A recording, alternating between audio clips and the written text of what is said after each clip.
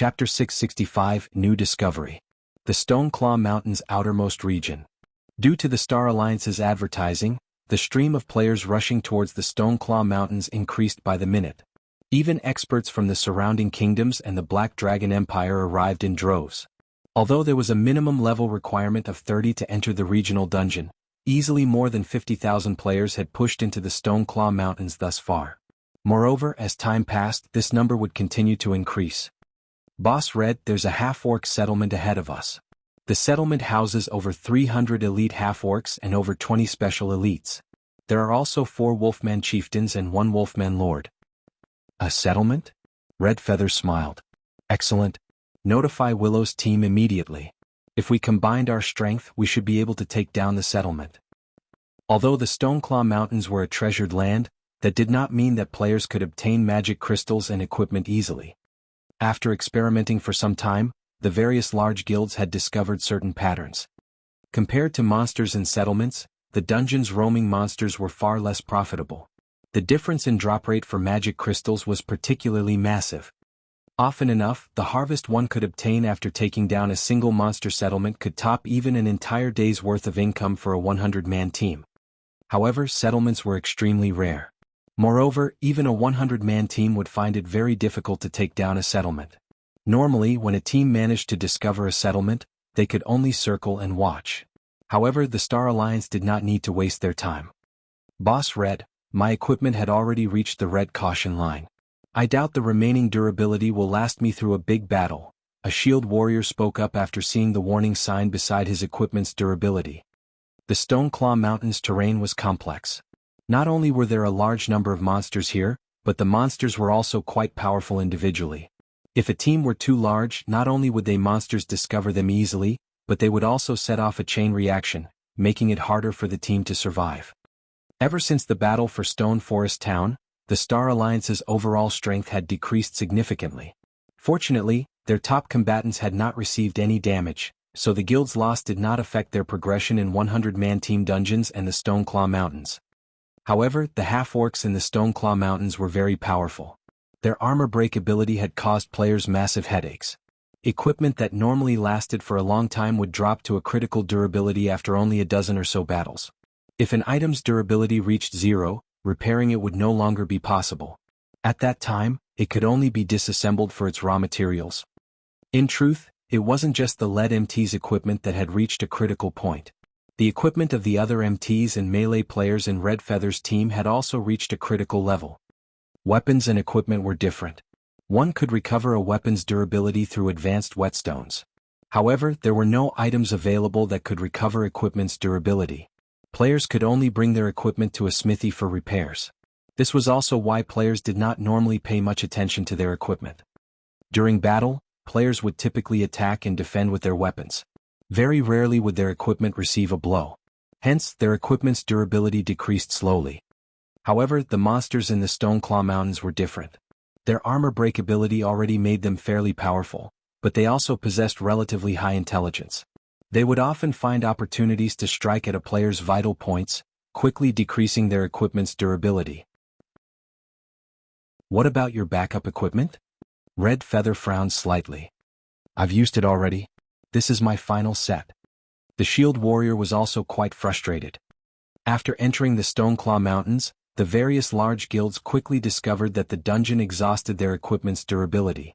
It was especially true for the MTs. Hence, they had specifically prepared multiple sets of equipment in advance to replace their equipment when needed. However, after one day of grinding, they had exhausted their backup equipment. Damn it. A round trip will take us an entire day. If we wait, some other team will snatch this settlement, Red Feather growled with frustration. He then asked, what about the party that was sent to replace our equipment? Everyone knew how much trouble it was to go back and forth to the Stoneclaw Mountains. Hence, the various large guilds had arranged parties to deliver replacement equipment for their teams to save time. Boss, I just asked, and the supply party says that it'll take them another 8 hours or so to reach the dungeon's entrance. 8 hours? Red Feather doubted that this settlement would remain undiscovered for another 8 hours. At this point, the number of teams that came to grind for magic crystals continuously increased. Although the Star Alliance had the home ground advantage, It was only slightly stronger than the first-rate guilds of the surrounding kingdoms and empires. Not to mention even the super first-rate guild, the Dragon Phoenix Pavilion, had joined the party. We'll retreat and meet up with the supply party. Have Willow's team watch over this half-orc settlement. We must not let someone else obtain it. Saying so, Red Feather prepared his team to leave the Stoneclaw Mountains. Since the lead MT's equipment was already in the red, it would not be wise to engage in battle. And since they could not participate in fights, their best option was to meet up with the supply party. At the same time, the various teams around the Stoneclaw Mountains struggled with the same headache. If they used level 30 mysterious iron and secret silver equipment, they could replace the items as often as they wanted to. However, the monsters in the Stoneclaw Mountains were just too powerful and numerous. Without level 30 fine gold or above equipment, they would not last long. If they used secret silver equipment, the equipment could become scrap at any given moment. Yet, level 30 fine gold or above equipment was simply too rare. The various large guilds could only secure a limited stock. Hence, each team possessed very little backup equipment. Most teams were usually forced to rest after grinding for half a day, only to resume after their supply parties arrived. Meanwhile in Stone Forest Town, the town, which had been heavily guarded and had refused entrance to outsiders, suddenly removed the ban. The guards that usually patrol the town's perimeter gone. Hey, look over there. Independent players are entering and leaving Stone Forest Town. The various guild supply parties quickly discovered the change. Unable to help their curiosity, some of these players approached the town. Originally, Stone Forest Town had not possessed a tall exterior wall. Ever since the town fell into Zero Wing's control, the Adventurers Association had automatically built one for the town, making it difficult for players to investigate the situation inside.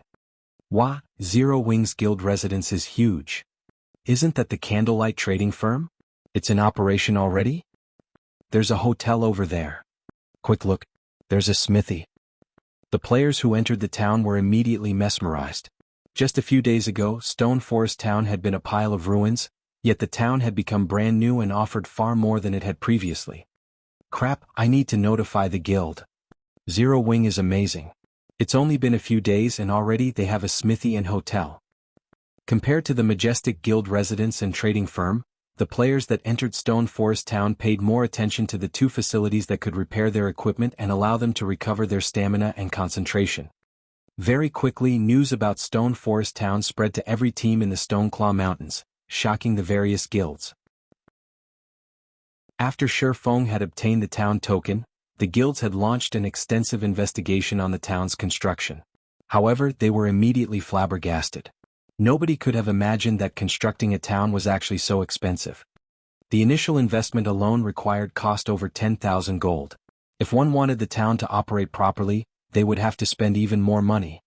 Most likely, even though Zero Wing was very wealthy, it would be a long time before the guild could operate Stone Forest Town. None of the guild would have ever imagined that Zero Wing could get the job done in just a few days. Chapter 666, Shocking Income. What? Stone Forest Town is open to outsiders? And it has a smithy that can repair equipment. When the various teams in Stoneclaw Mountain received this information, they acted as if they had just found out that the sky was falling. Stone Forest Town was just an hour away from the Stoneclaw Mountains. Even a round trip would just take 2 hours. It was far less time compared to the supply parties that took over 10 hours to travel from Starmoon City. Let's go, we're going to Stone Forest Town. The leaders of the various teams immediately issued orders upon receiving this news and quickly made their way to Stone Forest Town. In truth, they were going to Stone Forest Town not just to repair their equipment, but to hasten their stamina and concentration recovery as well. The recovery rate in the field tents was just too slow. In just a few hours, the previously quiet Stone Forest Town became very lively. Guild leader, I understand sheltering Ouroboros' members, but why are you allowing everyone to rest in town? Aren't we giving away our advantage? Aqua Rose asked in confusion. Currently, she stood on the guild residence's observation deck, looking down at the members of the various large guilds. Seeing their merry spirits, it looked as if they were celebrating New Year's Eve. Although more guilds gathered in the Stoneclaw Mountains as time passed, none of them had any chance of capturing Stone Forest Town. If they limited entry to Zero Wing and Ouroboros' members, Both guilds could obtain far more magic crystals than their competitors. At that time, they could definitely nurture experts much faster than the other guilds and could use the opportunity to widen the gap between themselves and the other guilds. Yet now, after struggling through so many challenges to reconstruct the town, Shifeng chose to permit entry to everyone. How were they supposed to widen the gap now? You're placing too much importance on the profit right before your eyes. At the end of the day, the Stoneclaw Mountains is only a regional dungeon. It is not the only place players can obtain magic crystals. Moreover, as everyone's levels increase, the various guilds' core members will be able to use mounts at level 40. At that time we will regain our lead, Shifeng said, laughing. Moreover, I didn't build this town just so we could obtain more magic crystals. It's also meant to earn money for the guild. Earn money? Aqua Rose was confused. Although we have the advantage of owning the town, most likely, the various large guilds will use the consumables they produced rather than purchase the items from the candlelight trading firm. How are we supposed to make money? Look at the smithy. Shifeng pointed towards the smithy in the distance. At the moment, there was a very long line outside of the smithy. That's where we'll make our money. Currently, there were several hundred players outside the smithy. Every one of them carried an entire team's worth of equipment. Several hundred players meant several hundred 100-man teams' equipment. One could just imagine how profitable the equipment repair business was. However, we don't claim the smithy's repair fees. We only collect taxes. Aqua Rose was even more confused now. We collect a fixed tax. However, don't forget that all the properties in the town are under our control. I have merely hired NPCs to man the smithy and repair equipment. As for prices, I have the final say, Shifeng explained with satisfaction. Hence, I've tripled the smithy's repair fees. These players can decide whether or not they want to pay the fee to repair their equipment. Aqua Rose gasped. She then said, "Triple? Why would anyone agree to that?" It was not cheap to repair a piece of equipment. Repair fees were a guild's largest expenditure. Raising the fees to 3 times the original price would be fatal to a guild. That's the point. I don't want them to spend coins to repair their equipment because, aside from paying triple the original repair fee, there is another method of payment. This is something that can only be done in a guild town. Not only is it possible to pay for items and services using credits in a guild town, but it is also possible to use certain items such as magic crystals as a form of currency. Shifeng smiled faintly. If they pay with magic crystals, considering the current market value, the repair fees will only cost 1.5 times the usual rate. Meanwhile, all of the magic crystals the smithy receives will belong to us. We just need to pay some coins in return. Before this, Shifeng had already received a report from Ouroboros regarding the income of the various guild teams and had set the repair fees accordingly. If he set the repair fees at market rate, their rival guilds would gain the advantage. Meanwhile 1.5 times the market rate was just barely within the various large guilds' budgets. Hence, the guilds who had lined up outside the smithy to repair their equipment were gnashing their teeth while they waited. With more than 10,000 pieces of equipment needing repairs, just how many magic crystals would it cost? Doesn't that mean that the various large guilds are currently earning magic crystals for Zero Wing? A realization suddenly struck Aqua Rose. It was no wonder why Shifeng so generously allowed the various guilds to enter Stone Forest Town. Compared to grinding for magic crystals in the Stoneclaw Mountains themselves, not only would they earn far more magic crystals by letting the various large guilds grind for them, but they could also save plenty of time and manpower. This is just the start. Soon they will discover that, the moment they set foot in Stone Forest Town, the magic crystals in their inventories cease to belong to them. Shifeng had never intended to monopolize the Stoneclaw Mountains for himself. With so much free labor available, why should he waste the time of Zero Wing's core members? In fact, the hotel and leisure centers employed a similar business model as well. These establishments' prices were set according to normal rates if one paid with magic crystals, but double when using coins. In other words, Stone Forest Town had already become a gold mine for magic crystals. Based on Shifeng's initial estimates, the town could earn more than 2,000 magic crystals in a single day. Moreover, as time progressed and more players entered the town, this number would increase. If it were up to Zero Wing's main force and the Dark God's Legion to grind for magic crystals in the Stoneclaw Mountains, even if they slaved all day, they would never obtain 1,000 magic crystals, let alone 2,000. With a steady income of 2,000 magic crystals each day from Stone Forest Town, in addition to the magic crystals the guild normally obtained from dungeons, Shifeng could support Zero Wing's massive daily expenditures. Otherwise, the magic crystals Shifeng had accumulated previously would last for only so long. Meanwhile, the various large guilds in Stone Forest Town were complaining about and gnashing their teeth at Zero Wing. However, they were utterly helpless against the guild as Stone Forest Town was under Zero Wing's control. Helpless, they could only hand over a portion of the magic crystals they had obtained. After all, they could earn more magic crystals during the time they saved by traveling here rather than to Starmoon City. Overall, they would still earn more than they had been. After Shifeng finished with Stone Forest Town's affairs, he passed the management of the town's daily affairs to Aqua Rose. He then returned to White River City to focus on claiming the first clear of the Frost Prison. As a 100-man team dungeon, the Frost Prison was incredibly difficult. Even until now, one could count on a single hand the number of guilds that had obtained the first clear of a 100-man hard-mode team dungeon throughout God's domain. As for Starmoon Kingdom, no one had earned this achievement yet. This was not due to everyone lacking appropriate equipment. Rather, it was because everyone's combat techniques were not up to snuff. Even Heaven's Burial and Overwhelming Smiles experts had quite a ways to go before meeting the minimum requirement. Hence, the various large guilds in Starmoon Kingdom were all stuck at the final boss of their respective 100-man team dungeons. Precisely because of this, Shifeng had never bothered leading Zero Wing's team to raid the Frost Prison. Now, however, the situation had changed. In order to improve the strength of Zero Wing's main force, he had invested a large number of magic crystals into the team, allowing them to practice and improve their combat techniques at the Divine Colosseum undisturbed. He had even given them a taste of the 100-berry wine's effects. After a period of training, every member of the main force was now capable of reaching the Trial Tower's 5th floor by relying on their own abilities, finally becoming experts. Chapter 667, 12 Sacred Nights. Inside the Frost Prison. The final boss, the Frost Giant, roared, causing the entire Frost Cavern to shake. In the next moment, countless icicles on the ceiling of the cave abruptly broke off and fell. The 100 level 30 players in the cave desperately dodged the descending icicles. If struck by these icicles, even an MT who had activated a life-saving skill would not be able to survive a single hit, much less any other classes. Everyone pay attention to dodging, but don't waste too much stamina either. The boss only has 30% HP remaining, Warwolf hurriedly reminded his team after throwing himself to the floor to avoid the Frost Giant's steel hammer.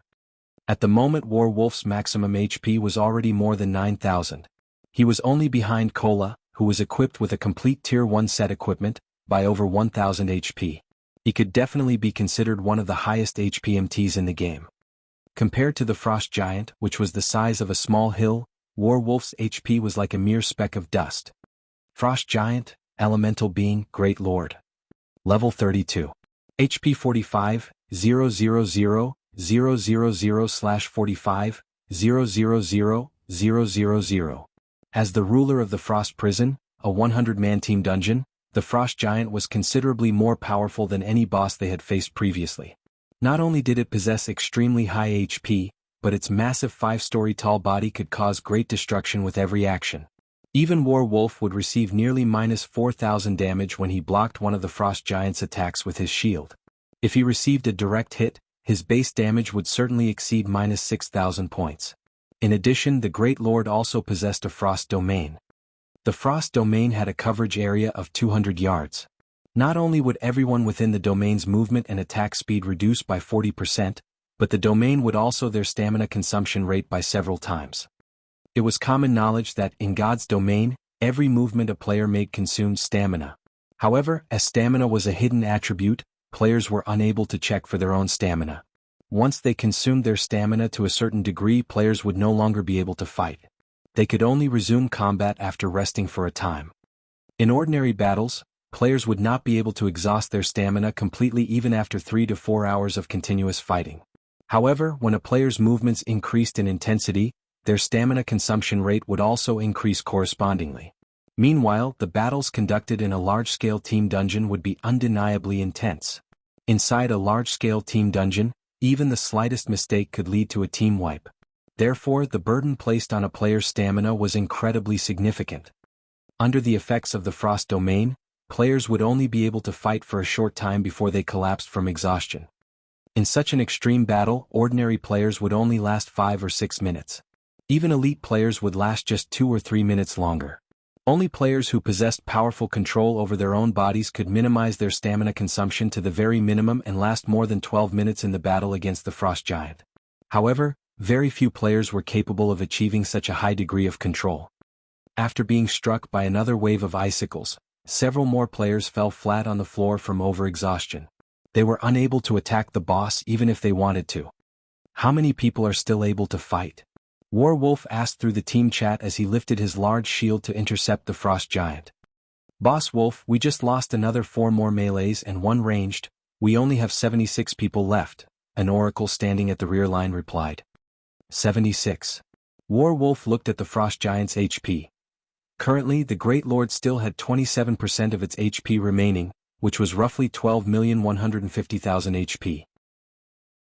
With their current damage output, they would have to continue attacking the boss for another 3 minutes or so to end the battle.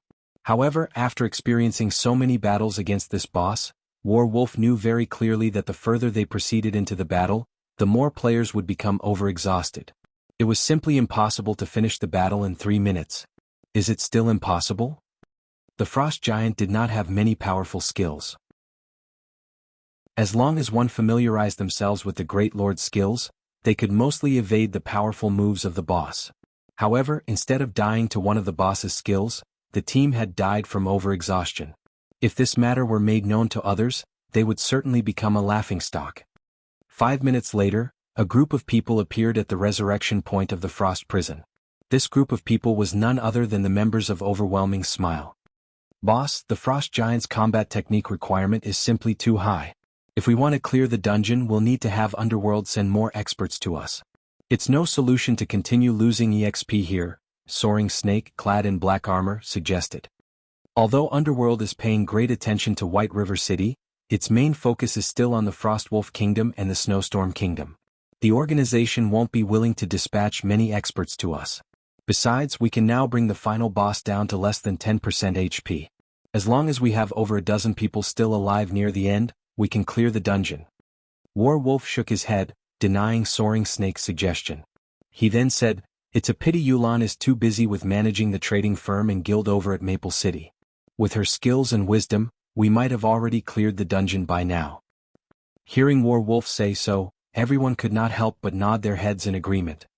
When one spoke about the experts of Overwhelming Smile, the strongest expert was definitely Warwolf. However, nobody could ever guess that the second strongest expert in the guild was actually Yulan. Yulan's harmless appearance must not fool one. When it came to an actual fight, even the prideful and talented Soaring Snake was not a match for her, so much so that Soaring Snake could not even shave off 1/3 of Yulan's HP before being defeated. The fight between Yulan and Soaring Snake had stupefied everyone. Originally, Soaring Snake was considered one of the top few experts of Ouroboros.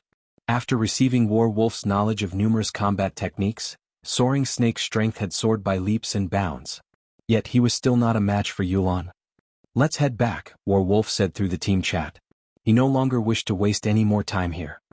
Just as the members of Overwhelming Smile were about to leave, the sound of a system announcement entered everyone's ears. White River City Region System Announcement. Congratulations to Heaven's Burial for becoming the first team to conquer the hard mode of Frost Prison. All players on the team will be rewarded with 4 million EXP, 70 silver, 100 White River City reputation points, and 40 Starmoon Kingdom reputation points. Starmoon Kingdom Region System Announcement. Congratulations to Heaven's Burial for becoming the first team to conquer the hard mode of Frost Prison. All players on the team will be rewarded with 5 million EXP, 5 Tier 2 gemstones of random attributes, 100 White River City reputation points, and 50 Starmoon Kingdom reputation points. God's Domain Southern Continent System Announcement. Congratulations to Heaven's Burial for becoming the first team to conquer the hard mode of Frost Prison. All players on the team will be rewarded with 6 million EXP, 1 Tier 3 gemstone of random attributes, 100 Starmoon Kingdom reputation points, and 10 Humanity reputation points. The announcement repeated 3 times. The teams raiding the Frost Prison were instantly stupefied. Nobody would have thought that the first guild to clear a 100-man team dungeon in Starmoon Kingdom would be the newly established Heaven's Burial. Heaven's Burial? Warwolf's expression turned grim, a hint of confusion flashing across his eyes. Although there were many experts in Heaven's Burial, they should be about equal in strength to Overwhelming Smile. Yet, Heaven's Burial had actually managed to raid the hard-mode Frost Prison so quickly. No matter how he thought about it, there was something fishy. A short moment later, a group of players appeared at the Frost Prison teleportation gate.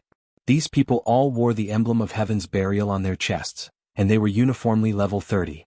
Meanwhile, the leader of the team, the cleric, Flame Blood, looked at Warwolf and smiled. Beside Flame Blood, there were also many faces that Warwolf had never seen before. Meanwhile, every one of these new arrivals emitted sharp and frightening auras that were stronger than even Warwolf's.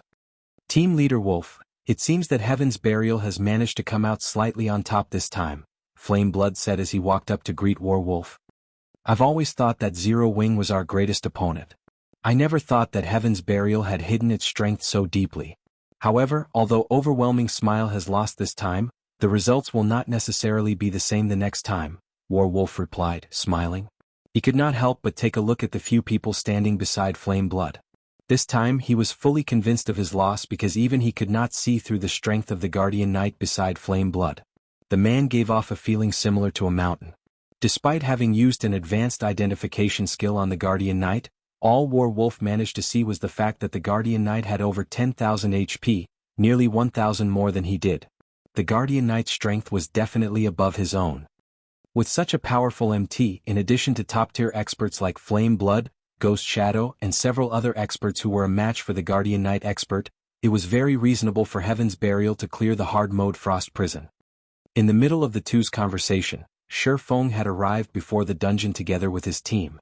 The expressions on each of their faces at the moment were very ugly. None of them would have thought that Heaven's Burial would obtain the first clear of the Frost Prison. Guild Leader Black Flame, it is truly a pity. If you had come here a little earlier, the first clear of this dungeon might have belonged to Zero Wing instead, Flame Blood laughed elegantly. The achievement of obtaining the first clear of a 100-man team dungeon this time would lift Heaven's Burial's reputation to a whole new level. Although it still could not become White River City's #1 guild, at the very least, everyone would no longer think that Heaven's Burial was inferior to Zero Wing. In terms of dungeon raiding capabilities, others might even think that Heaven's Burial was slightly superior. Shi Feng did not make a response regarding Heaven's Burial's unexpected performance. Sweeping his gaze across the members of Heaven's Burial, his attention immediately fell onto a single person. Why is one of the 12 sacred knights here? Shi Feng was inwardly stunned when he saw the Guardian Knight standing beside Flame Blood. Chapter 668, Challenge. Other than those extraordinarily rare God-ranked experts, there had been countless experts in God's domain. There had even been many Tier 5 experts. In the past, the top 12 Tier 5 players of every class had been known as the 12 Sacred Experts. Tier 5 experts were considered treasures to any guild. They were geniuses that could not be ignored.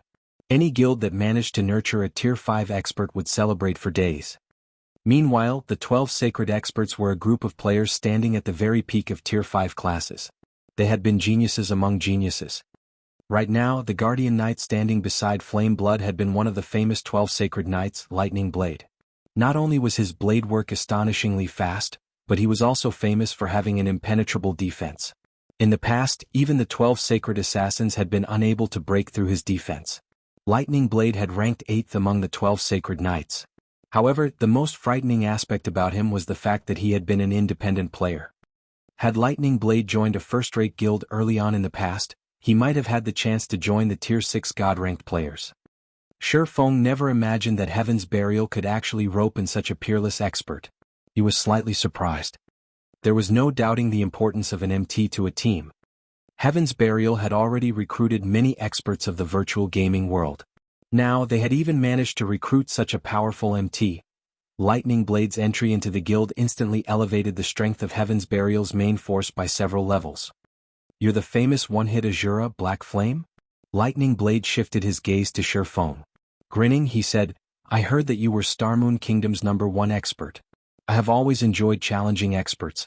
Why don't we have a duel? I want to see whether the rumored one-hit Azura is actually as godly as they say, being able to send anyone to the afterlife with just one hit. Or maybe everything was just a big lie.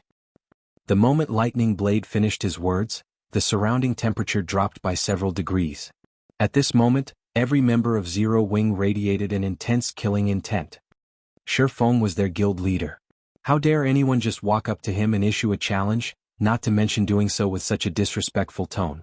This was an insult to Zero Wing itself. However, as the leader of Heaven's Burial's team, rather than stopping Lightning Blade, Flame Blood simply stood by his side, smiling. Although it was not wise to provoke Zero Wing, Heaven's Burial's momentum was in full swing. It was also a good thing to have Lightning Blade test the depths of Shifeng's strength.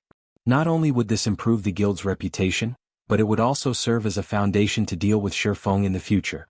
Moreover, in the event that Lightning Blade managed to defeat Shifeng, Heaven's Burial's fame would soar. Standing by the side, Warwolf played the role of an observer in this fight. If Shifeng refused Lightning Blade's challenge, Heaven's Burial would definitely spread the news of this matter, claiming that Shifeng was afraid to accept the challenge. Shifeng's position as the #1 expert of Starmoon Kingdom would definitely be at risk. However, if he accepted the challenge, he would also risk revealing his strength to his enemies. If this happened, he would not have as many hidden advantages in future battles. Violet Cloud suddenly stepped forward and said, "Don't you think it's a little too early for you to challenge our guild leader? However, I'll be your opponent." "You? A cleric?" Lightning Blade glanced at the young and slender Violet Cloud. With disdain, he said, "I have no interest in unripened little girls like you." "Black Flame, you can't possibly send a little girl into battle just because you're afraid of facing me, right?" "Little girl?" Violet Cloud remained unperturbed by the Guardian Knight's insult. Smiling calmly, she said, "If you can't even defeat a little girl like me, what qualifications do you have to face our guild leader? Then, are you saying that, as long as I beat you, your guild leader will fight me?" Lightning Blade countered with a question of his own. "I guarantee it." Shifeng nodded.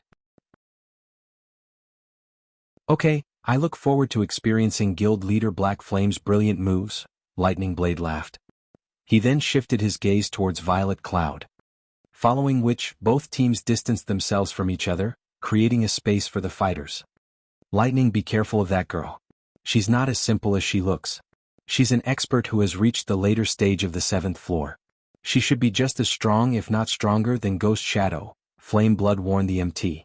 Lightning Blade was an expert that Heaven's Burial had spared no expense to recruit. The Guardian Knight's strength spoke for itself. Even Ghost Shadow had failed to damage him as Lightning Blade had blocked every one of the assassin's attacks. With his exceedingly high HP and lightning quick attacks, Lightning Blade eventually wore Ghost Shadow down, claiming his life. One could say that Lightning Blade had a massive advantage in PvP battles. Against a low-damage cleric, it would be child's play for Lightning Blade to secure a victory. However, a little caution never hurt anybody. "Relax. I've known about this for a while. I'm just trying to agitate Black Flame so that he will agree to a duel." Lightning Blade no longer had a prideful and arrogant air around himself. On the contrary, he remained calm and attached great importance to this duel. Meanwhile, on the other side, Shifeng secretly passed a bottle of 100-berry wine to Violet Cloud, saying softly, "Drink this before you fight him. Do not let him within 10 yards of you." Though Shifeng was unsure of Lightning Blade's current strength, he did know one of his weaknesses. While knowing this weakness would do little good to ordinary experts, to Violet Cloud, however, it would help her tremendously in the upcoming battle. "Guild leader, is Lightning Blade so strong that Violet Cloud needs to drink 100-berry wine?" Fire Dance was confused by Shifeng's actions. In Zero Wing, when speaking about combat techniques, Violet Cloud was even superior to her. Meanwhile, in terms of strength, she was only slightly superior to Violet Cloud due to the advantage of her class and weapons. They both wore the best available equipment in all of God's domain. With their current standards, there were very few people who could defeat them in Starmoon Kingdom.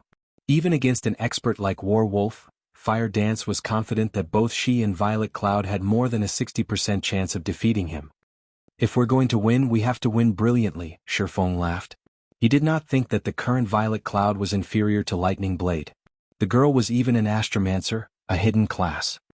Upon hearing Shifeng's words, everyone could not help but roll their eyes at their guild leader.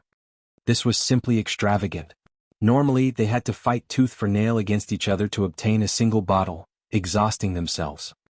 Yet now, Shifeng let a bottle go to waste just for a flashy win. If they had known something like this would happen, they would have volunteered. That was the 100-berry wine. Drinking just one bottle could allow one to become a top-tier expert.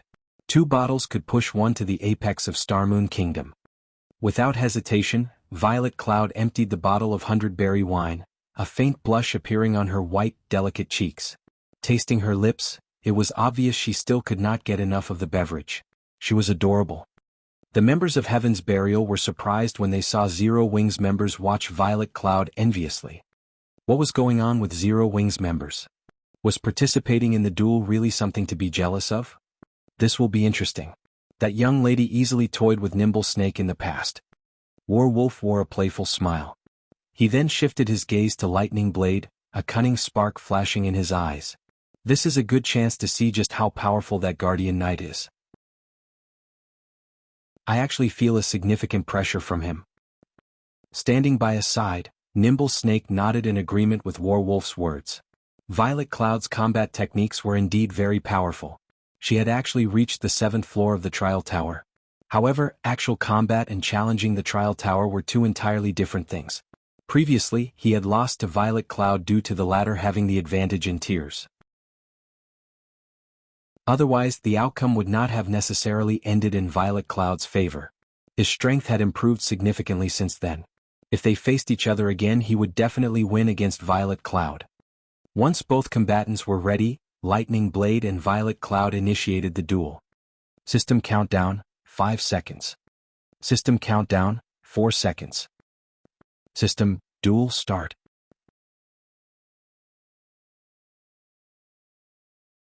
Chapter 669, A Divine Exemption. When the duel began, everyone's attention promptly shifted towards the 2 fighters. One was a Guardian Knight while the other was a Cleric. Neither was a high-damage class. In this matchup, however, Lightning Blade held the advantage due to the Guardian Knight's magic resistance aura and several interrupt skills. To Violet Cloud, a fragile and healing-oriented class, this duel was somewhat disadvantageous for her. In terms of HP, Violet Cloud had over 7,000, far above the average for magical classes. However, compared to an MT like Lightning Blade who had over 10,000 HP, it would not save her. Fall. Lightning Blade immediately charged at Violet Cloud. Tightening his grip on the massive shield in his left hand, he executed Shield Bash. As his entire person crashed into Violet Cloud, Lightning Blade's right arm began to swing, his saber slicing the air as it transformed into a streak of light that flew towards Violet Cloud's delicate neck. The entire process was flawless and happened in the blink of an eye. He had not given Violet Cloud any chance to cast her skills. Such a proficient 2-stage attack. Werewolf could not help but praise the MT as he watched Lightning Blade's performance. Ordinary players would find it difficult just to evade the oncoming shield. Moreover, as the shield came at them, players would instinctively focus on the shield, thereby ignoring Lightning Blade's closely following saber. Against such a 2-stage attack, even an expert at their peak would be distracted by the shield momentarily and miss the opportunity to deal with Lightning Blade's saber. It was very easy for one to fall prey to Lightning Blade's attack. Violet Cloud hurriedly sidestepped, evading the Guardian Knight's shield bash with the least amount of movement. At the same time, she instinctively activated Truth Shield, an instant cast skill. Boom, boom, boom. 3 consecutive slashes struck the same spot on the golden shield, and the shield began to show signs of shattering. Reacting, Lightning Blade sent a hammer of sanctions descending on Violet Cloud's head. Moving her feet, Violet Cloud gracefully evaded the Guardian Knight's hammer of sanctions. Your reaction speed is impressive, I'll give you that. Unfortunately, although you might be able to avoid my hammer of sanctions, you won't avoid this move, Lightning Blade sneered. Immediately he executed Cross Slash, the attack colliding with the golden shield protecting Violet Cloud. Boom. Unable to bear the weight of the attack, the golden shield shattered. In addition, Violet Cloud received over -400 damage. If not for the Truth Shield absorbing a large portion of the damage, she would have lost a lot more HP. After shattering the Cleric's Truth Shield, Lightning Blade followed up with several more slashes that were aimed at Violet Cloud's vital points. Responding quickly, Violet Cloud immediately activated Terrorizing Roar, causing all enemies within range to lose control of their characters. With a calm expression, Lightning Blade let out a low shout. In the next moment, his body released a golden brilliance. Tier 1 skill, Divine Exemption. For the next 7 seconds he became immune to all control skills. Violet Cloud's terrorizing roar was rendered completely useless. After effortlessly diffusing the skill, Lightning Blade's saber continued to fall towards Violet Cloud without losing any momentum. Violet Cloud was caught off guard. Although she tried to block with her staff, the Guardian Knight's attacks were simply too fast. In the end she received a few hits. Instantly Violet Cloud was sent flying, her HP rapidly decreasing. Every attack had devoured over 500 HP. After 3 consecutive strikes, Violet Cloud had lost over 1,500 HP. Now she had less than 5,000 HP remaining. While Divine Exemption was still in effect, Lightning Blade continued to pursue his enemy ruthlessly. Easily dodging Violet Cloud's sacred sanctions, he swiftly appeared before the cleric once again. Divine Storm. Consecutive Holy Slash. Although Violet Cloud constantly tried to put more distance between herself and Lightning Blade, Guardian Knights possessed skills that could enhance their movement speed.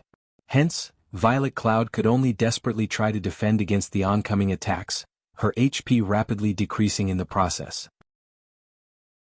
Even though she had activated instant recovery to heal herself, the healing she received could not keep up with the damage Lightning Blade dished out. After a short moment, Violet Cloud's HP fell below 3,000.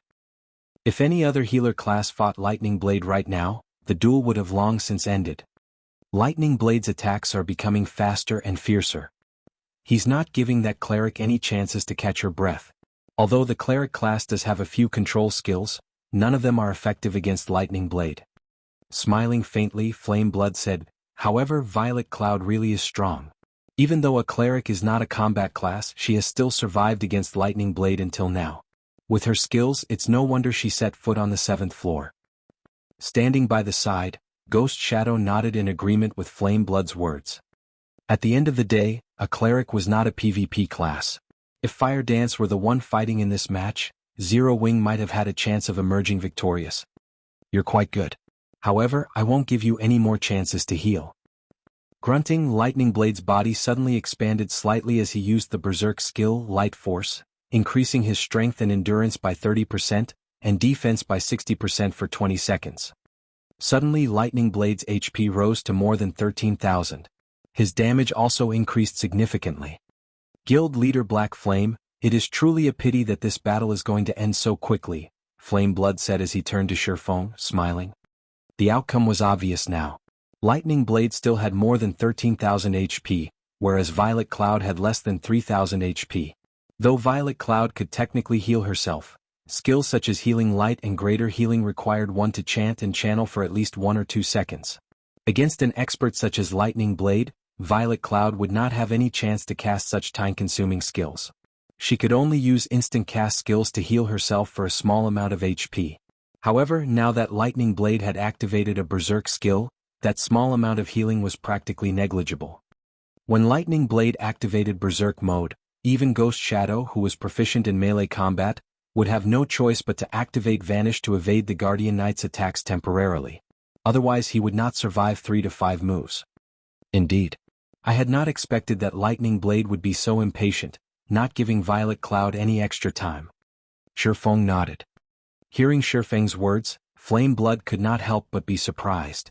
He had not imagined that Shifeng would be so straightforward. With anticipation he said, "Ha! Lightning indeed possesses such a personality. However, this is also because he very much looks forward to fighting you, Guild Leader Black Flame." "Fighting me?" Shifeng shook his head. Calmly smiling, he said, "I'm afraid a loser doesn't qualify to challenge me." "Loser?" Confusion appeared on Flame Blood's eyes. Is Guild Leader Black Flame referring to Lightning Blade? Who else would I be referring to? Shifeng rolled his eyes at the cleric. "You have an interesting sense of humor." Flame Blood understood that Shifeng was in denial. "Let's see who will lose then." Although Shifeng's voice was not loud, experts with keen 5 sense could hear him clearly, even from a distance. When Lightning Blade heard Shifeng's words, his mouth inadvertently twitched, wrathful flames appearing in his eyes. "I had intended to show some mercy. Now, however, I'll teach you the meaning of despair. If you want to blame someone, blame your guild leader." Lightning Blade transformed into an afterimage and arrived before Violet Cloud, the blade of his saber vanishing as he swung the weapon. At this moment one could only see the afterimage of his arm. Moreover, the Guardian Knight no longer aimed at Violet Cloud's vital points, but at her limbs instead. Just as Lightning Blade's saber was about to strike Violet Cloud, the saber suddenly stopped an inch before Violet Cloud's arm, unable to proceed. "What's going on?" Lightning Blade muttered in shock. No matter how much strength he used, so much so that the veins in his arms bulged with the effort, his saber could not reach Violet Cloud's body. It was as if he had just struck a steel wall. "Guild leader, couldn't you have let me play a little longer?" Violet Cloud pouted.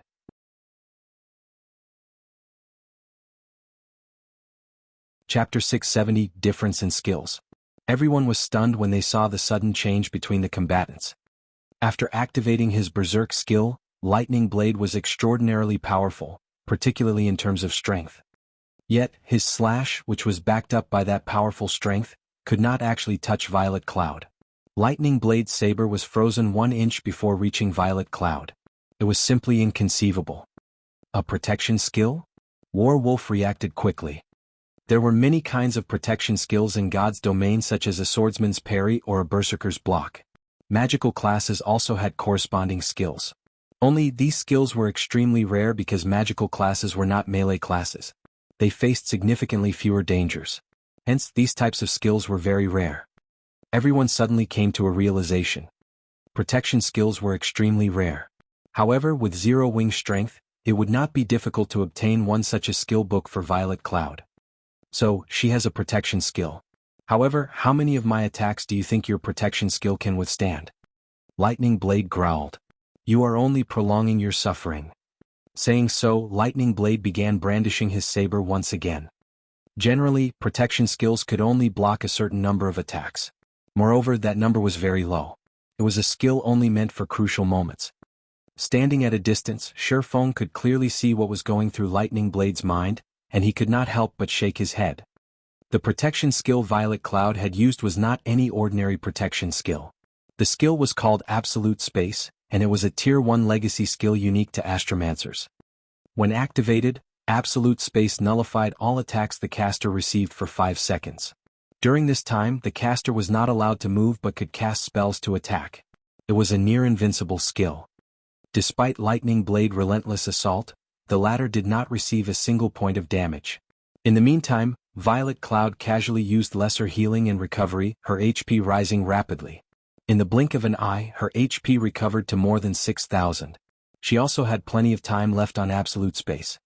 Taking this opportunity, Violet Cloud began to chant an incantation. Her finger traced line after line of runes in the air.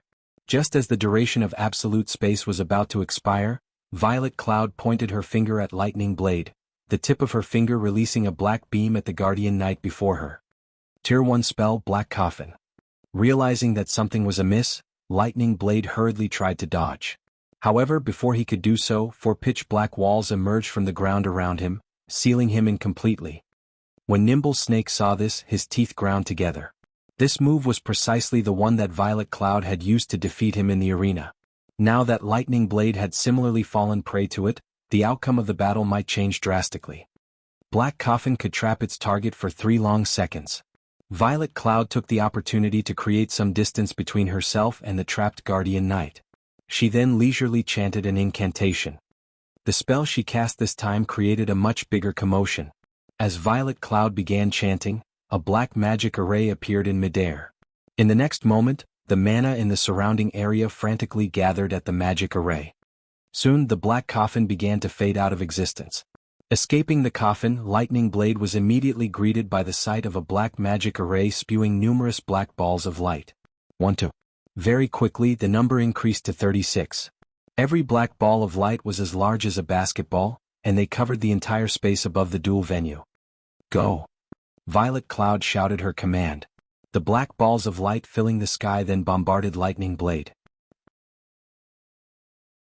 Violet Cloud's attack came from all directions. Even when Lightning Blade tried to defend himself with his shield, many black balls struck him from his flanks and rear. Unable to endure the barrage, Lightning Blade began to move, attempting to evade the balls of light. After taking 4 steps, however, the Guardian Knight no longer dared to move about carelessly. With each step he discovered that he would lose over 600 HP.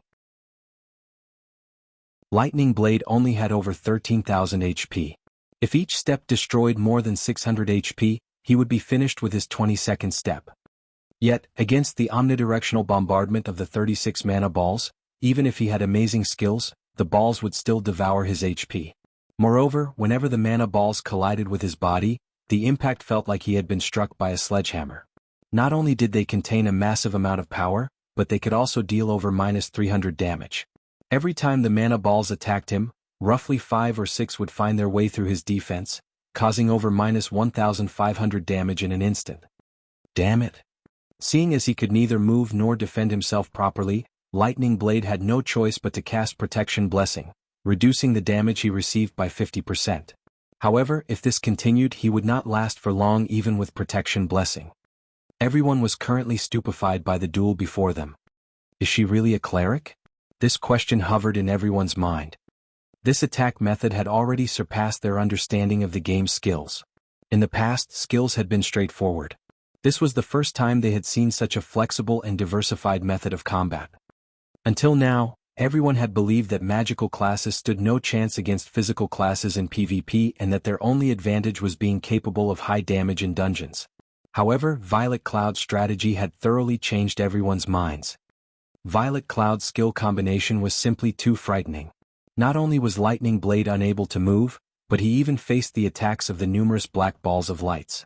If anyone else stood in Lightning Blade's place, the bombardment would have long since turned them into mincemeat. Even highly skilled experts like Flame Blood, Ghost Shadow, and War Wolf felt powerless as they watched Violet Cloud's attacks.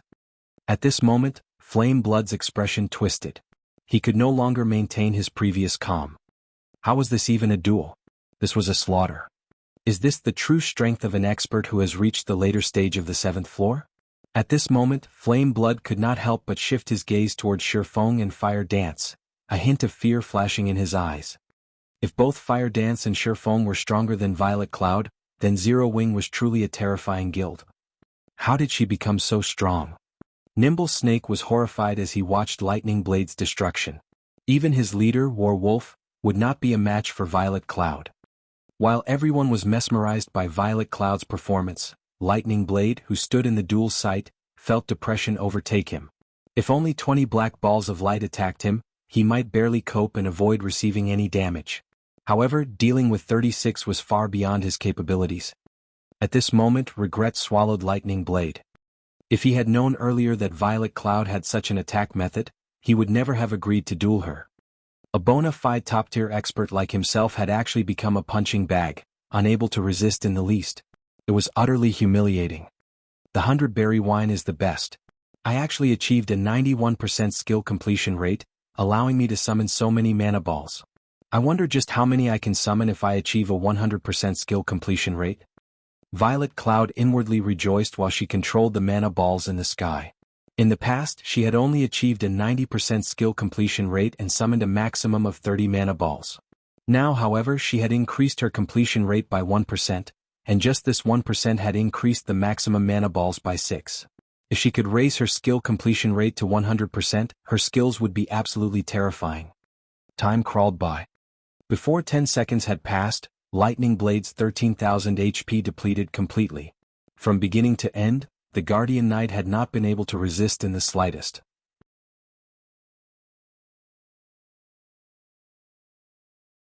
Chapter 671, True Form. Defeated. Lightning Blade had been thoroughly defeated. Nobody would have imagined that Zero Wing had such a powerful character as Violet Cloud. The arrogance Heaven's Burial's members had displayed had been utterly extinguished. Others might not realize exactly how strong Lightning Blade was, but they knew. In the entire guild, nobody could win against Lightning Blade in a one-on-one match, let alone obtain victory so effortlessly. Does anybody from Heaven's Burial still dare to challenge our guild leader? Violet Cloud shifted her gaze towards Heaven's Burial's members, a faint smile appearing on her face. Provocatively she said, "I really want to see just who among you qualifies to do so." Nobody from Heaven's Burial dared respond.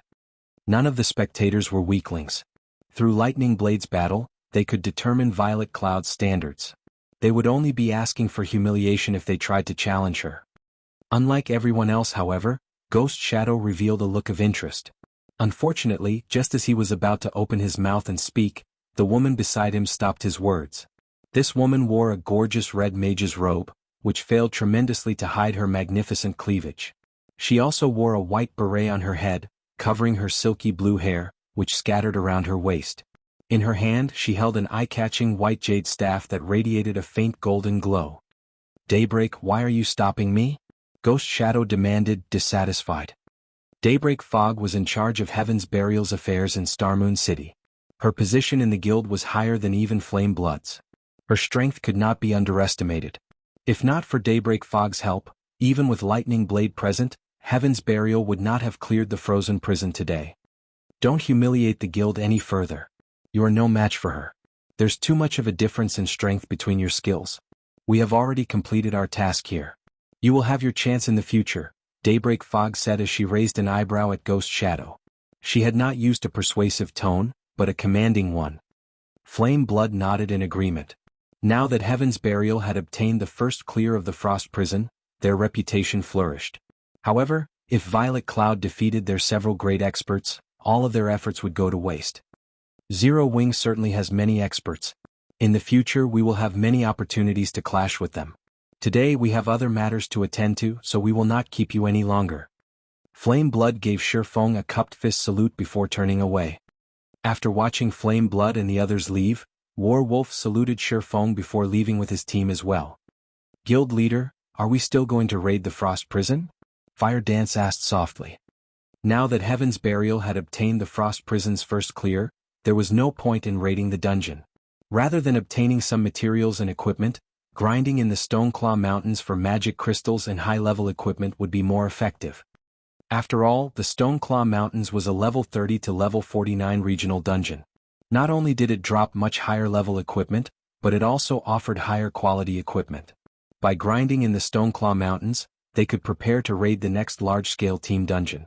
It was more efficient than grinding for a bunch of level 30 equipment in the Frost Prison.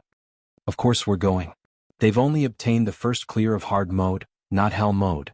My goal has always been the first clear of hell mode. Even if Heaven's Burial has obtained the first clear of hard mode, it doesn't affect us one bit. Shifeng shook his head and laughed. The materials for constructing a stable were not that easily obtainable. The drop rate for these materials in a 100-man hard mode team dungeon was very low. Sometimes the materials he required would not even drop.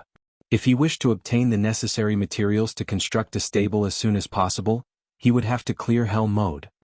By relying only on 100-man hard mode team dungeons, they would not gather all the necessary materials even if they raided the dungeon 100 times. On the other hand, they could obtain what he needed from hell mode. Team dungeons refreshed once every 3 days. Raiding a team dungeon 100 times would require at least 300 days. Though, when players reached higher levels, lower-level dungeons would become much easier to raid. At that time, the number of teams the guild could form to raid these dungeons would also increase. However, that was still a long ways off. Currently, Shifeng was in a hurry to construct a stable and nurture the Thunder Wolf. Nurturing a 5-star mount required a lot of time and effort after all. He did not wish to see the Thunder Wolf still in the process of being tamed while the mainstream players had already purchased their own mounts. Everyone was rendered speechless. "Guild leader, with our recent improvement we might be able to manage hard mode, but I think that hell mode is still out of our reach." Fire Dance refused to believe that hell mode was only slightly harder than hard mode. Indeed. In terms of techniques, the majority of the team is still far from qualified. Though, in terms of equipment and attributes, everyone has already passed the minimum requirements. Shifeng then grinned and said, "However, techniques can be made up for." Made up? A light suddenly shone in Fire Dance's eyes. "Guild leader, are you planning on using the 100-berry wine?" If one spoke of a method to improve one's combat techniques for a short period, then the only thing that came to everyone's mind was the 100-berry wine. Only the 100-berry wine was too rare. Currently, everyone could only obtain it through Shifeng. They had not even heard of the beverage being available elsewhere. "Let's enter the dungeon before we continue this conversation." Shifeng nodded. The 100-berry wine was indeed extremely rare. However, some time ago he had made another trip to District 1's shelter and had obtained another 300 bottles. Hence, he had no problem wasting a few to obtain the first clear of the Hell Mode Frost Prison. Meanwhile, Heaven's Burial's successful raid of the Frost Prison had become major news throughout Starmoon Kingdom. For a time, everyone in the kingdom knew of the guild named Heaven's Burial. Heaven's Burial is too amazing. Even the two first-rate guilds in Starmoon City have yet to obtain the first clear of a 100-man team dungeon. Yet, Heaven's Burial succeeded. A 100-man dungeon. That place is a goldmine for fine gold and dark gold equipment. Our guild has only managed to raid 50-man hard mode team dungeons so far. I wonder when I'll obtain a complete top-tier set equipment for myself? Top-tier set equipment? I don't need so much. I only hope to wear a full set of secret silver equipment. My friends would die from envy. A full set of secret silver equipment? Just the level 25 secret silver weapon my friend wields is already enough to make me drool. When he showed me the weapon, he even brought our friends and me into a dungeon to show off that weapon in action. Bronze or mysterious iron weapons can never hope to compare to how cool his weapon is. I heard that Heaven's Burial is mass recruiting right now. The benefits they offer are excellent. The guild often brings newcomers with good potential into large-scale team dungeons. We should still make it for the recruitment if we hurry. Players throughout Starmoon Kingdom were talking about Heaven's Burial on the forums. For a time, Heaven's Burial's member count soared. Unlike Zero Wing, however, Heaven's Burial did not have any financial issues. Players could join the guild as long as they reached the minimum requirements. The guild also began to show signs of becoming the #1 guild in Starmoon Kingdom. Meanwhile, inside the Frost Prison, Shi Feng and the others finally arrived at the Frost Giant's entrenchment. Compared to the hard mode Frost Giant, the Hell mode Frost Giant was much larger. It was as tall as an 8-story building. Moreover, sharp icicles covered its body. Cold air also flowed from the Frost Giant's body, reducing the mobility of those affected. Before the battle had even begun, everyone could feel the cold air wash over them, causing them to shiver.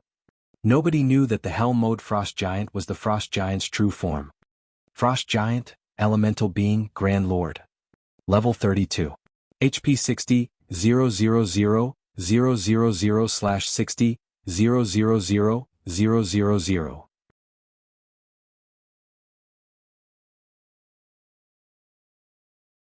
Chapter 672, Terror of a Grand Lord. Shortly after Shi Feng and the others entered the Hell mode Frost Prison, the various guilds received news of the matter. Black Flame really is interesting. After we've just claimed the first clear of hard mode, he immediately leads Zero Wing to raid Hell mode, Daybreak Fog said, a hint of interest flashing in her eyes. Smirking, she asked, Flame Blood, what do you think of this? They should just be testing the waters. At this point, there isn't any point in raiding the hard mode Frost Prison. Aside from challenging Hell mode, their only other option is to challenge the 100-man team dungeons of other cities. However, the team will have to prepare and familiarize themselves with the other 100-man team dungeons to raid them successfully, Flame Blood said quietly as he read the report from his subordinates. Unfortunately, with Zero Wing's current teams, it is simply impossible to raid the Hell mode Frost Prison. That is no longer an issue of being strong enough or not. Indeed. Maybe I am just overthinking things. That is, after all, a 100-man Hell mode dungeon. Daybreak Fog had previously met Shi Feng. Although she had not seen exactly how skilled the man was, judging from his past performances and the various experts around him, he was not someone who would make foolish decisions. Forget it. What Zero Wing does no longer matters to us. I only visited to help you with the dungeon. Guild leader has already declared that our true focus is the Stoneclaw Mountains. As for the matters in White River City, leave them to Elder Seven Treasures. What is it that requires all of us to head there? Aren't the Stoneclaw Mountains just a place to grind for magic crystals? Flame Blood asked, confused. These two were the strongest combatants within the guild. It would not be wise to station them all in the Stoneclaw Mountains. Haven't you ever wondered how the Stoneclaw Mountains activated? Daybreak Fog laughed. I have no clue. Does guild leader know? Flame Blood shook his head and asked. Not only does he know about it, but guild leader is responsible for activating the Stoneclaw Mountains. When Daybreak Fog spoke about Heaven's Burial's guild leader, singular burial, adulation filled her voice. She had left the super guild she had been a part of and joined Heaven's Burial without hesitation because of this man. Meanwhile, Singular Burial had personally dragged the Stoneclaw Mountains that every guild in Starmoon Kingdom fought over into existence. Flame Blood and the others were astonished. They were unable to regain their wits for quite some time. At this point in time, the Stoneclaw Mountains had affected players throughout Starmoon Kingdom, as well as the Black Dragon Empire and several other neighboring kingdoms. Its influence transcended any single event that had occurred in God's domain so far. It can't be right? As expected of our guild leader. He has actually managed such a feat. Everyone could not contain their excitement. Activating the Stoneclaw Mountains is merely one part of a quest. The follow-up quests are inside the Stoneclaw Mountains. As long as we complete this quest, Starmoon City will fall under our control. Hence, this matter takes precedence over everything else, Daybreak Fog said sternly, her tone hinting that she would not take no for an answer. Since that is the case, let's prepare to head over there immediately. Flame Blood fully agreed with Daybreak Fog's words. If they could obtain Starmoon City for themselves, it would become somewhat easier to obtain White River City. Frost Prison. Why is a Grand Lord so much stronger than a Great Lord? Fire Dance frowned as she observed the Frost Giant. Currently, her senses warned her that she must not provoke the Frost Giant under any circumstances. Although the Grand Lord ranked Frost Giant only had 15 million more HP than the Great Lord version, the difference between them felt like the difference between heaven and earth. The team members could not help but shudder. The Grand Lord's aura was so dense that it made them feel like they were submerged in water, reducing their mobility significantly. Just how were they supposed to fight like this? Let's rest here for now, Shifeng said in the team chat. He was not in a hurry to start the battle.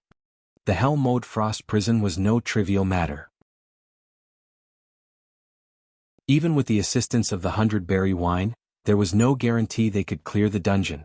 Contrary to expectations, the greatest difference between a Grand Lord and an ordinary Great Lord was not attributes, but mental suppression. It was one of the reasons that made Grand Lords exceedingly difficult to take down.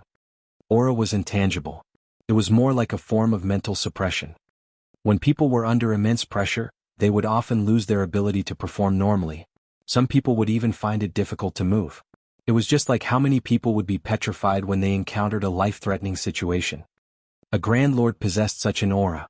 Even an expert player would find it difficult to cope with such a situation, much less ordinary players.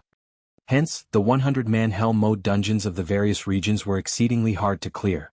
It was not a matter of having insufficient strength. Rather, it was because players were unable to exhibit it properly. Only powerful experts with stout hearts would endure the mental suppression and fight normally.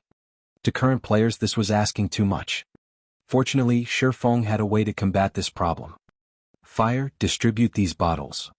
Saying so, Shifeng took out 100 bottles of 100-berry wine from his bag. Not only could the 100-berry wine increase a player's compatibility rate with their weapons and equipment, but it also had the side effect of dulling a player's 5 senses. Normally, this would reduce a player's sensitivity in battle, weakening their perception of danger. In this case, however, it was the best method to reduce the Frost Giant's mental suppression. Alcohol makes a man braver. However, instead of increasing a person's courage, alcohol would numb a person's mental perception, removing their sense of crisis. Normally, crisis awareness was the foundation of survival for all living beings. Only with a sense of danger could one avoid threats and survive. This sense was indispensable for God's domain's players. Players normally worked to sharpen their crisis awareness. That way they could avoid attacks and launch counterattacks in battles. Meanwhile, Grand Lords were so terrifying was precisely because the main god system had specifically designed these monsters to challenge this sense. After receiving the 100-berry wine, everyone promptly emptied their bottles. Sure enough, the suppression everyone experienced lessened significantly. Their bodies no longer felt heavy. At the same time, Shifeng also used the Bible of Darkness to summon a level 36 Tier 2 evil spirit. Although it was not a support-type evil spirit like the Heart Devourer, it was a magic attack-type evil spirit. It could increase the team's overall DPS significantly. Everyone focus on dodging and positioning. When attacking, focus on stability above all else. If you know your attacks will miss, don't bother wasting stamina. Shifeng began to issue commands. Also, MTs, listen up. After you launch a few attacks at the start of the battle, you won't need to continue attacking the boss. Just make sure you stand in front of the boss as much as possible. For damage dealers, do the opposite. Do not stand in front of the boss as much as possible. It is best if you attack from the sides. Shifeng had fought the Hell Mode Frost Giant plenty of times in the past. The Frost Giant possessed relatively low intelligence. Even as a Grand Lord, this fact held true. This was fairly common for elemental beings. The Frost Giant's attacks were also quite simple, preferring to attack only the targets in front of it. The Frost Giant would only switch targets after destroying the target before it. The team's MTs did not deal a lot of damage. If they had to focus on attacking while evading and blocking the Frost Giant's attacks, with their current techniques and attributes, they would run out of stamina before 10 minutes were up. Against the Grand Lord's 60 million HP, 10 minutes was definitely not enough to finish the battle. After everyone was in position, Kola, Yi Wumian, Turtledove, and the other MTs charged at the Frost Giant as one fierce assault. Before the group of MTs arrived before the Frost Giant, the Grand Lord released its Frost Domain. The Frost Domain's effects this time were slightly stronger than against the Great Lord-ranked Frost Giant. Though the stamina consumption rate was the same, their movement and attack speeds had now decreased by 50%.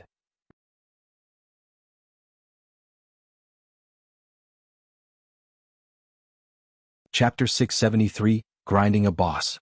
Before Kola and the other MTs could reach the Frost Giant, the Grand Lord raised its iron fists and smashed the frozen ground heavily.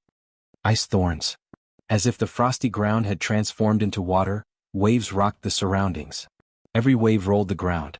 Amidst these waves, ordinary players would struggle to stay on their feet.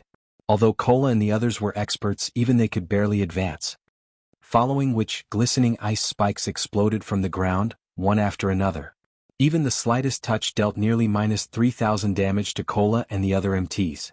This attack was obviously much stronger than the Great Lord-ranked Frost Giants. Everyone's chests tightened at this situation. Could they really defeat this Frost Giant? Damage dealers on the sides can attack freely. Blackie, cast Guardian of Light on Kola. Violet, focus on damage, Shifeng leisurely commanded. Got it? Although Blackie was curious as to why Shifeng wanted him to use Guardian of Light on Kola so soon, he did not question the command. Immediately he cast Guardian of Light on Kola. Initially, Kola lost nearly 5,000 HP with each hit from the Grand Lord. However, with Guardian of Light, the Frost Giant's attacks dealt less than -1,000 damage to the Guardian Knight. In addition, Guardian of Light healed Kola for roughly 600 HP every second. Against the Frost Giant's damage, Kola could survive quite a while without the healer's assistance. However, shortly after Guardian of Light activated, the Frost Giant abruptly stomped its foot, dealing massive damage to all enemies within 10 yards. Naturally, Kola could not avoid the attack as the giant's foot slammed him to the ground, a damage of over -3,000 points appearing above his head. Everyone sucked in a breath of cold air. This attack was simply too frightening. Shifeng, however, was not surprised. This move was an instant kill move unique to the Hell Mode Frost Giant.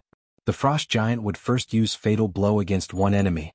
If that enemy failed to withstand the attack and died, the nearest person would receive damage as well.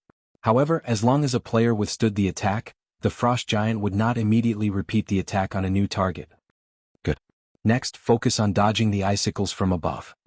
Seeing as there were no major issues, Shifeng activated the Aura of Space and dashed towards the Frost Giant. He had no intentions of saving his stamina. The Frost Domain was a control spell. As long as he activated the Aura of Space, he would be immune to all control effects. In other words, the Frost Domain would not affect him, and he could fight without worrying about his stamina depleting too quickly. With Kola holding the boss's aggro, the other DPS began their relentless assault. Spells and arrows bombarded the Frost Giant. Meanwhile, the melee classes desperately attacked the Grand Lord's joints, thereby disturbing its attack rhythm. The members of Zero Wing's main force wore excellent equipment, and practically all of their skills could deal over -1,000 damage to the Frost Giant. Among the team members, Fire Dance and Rampant Blade were the strongest. The majority of Fire Dance's equipped Tier 3 gemstones were strength attributed. Every one of her normal attacks could deal over -1,000 damage. When she used Absolute Strike, she dealt nearly -6,000 damage or over -10,000 damage with a critical hit.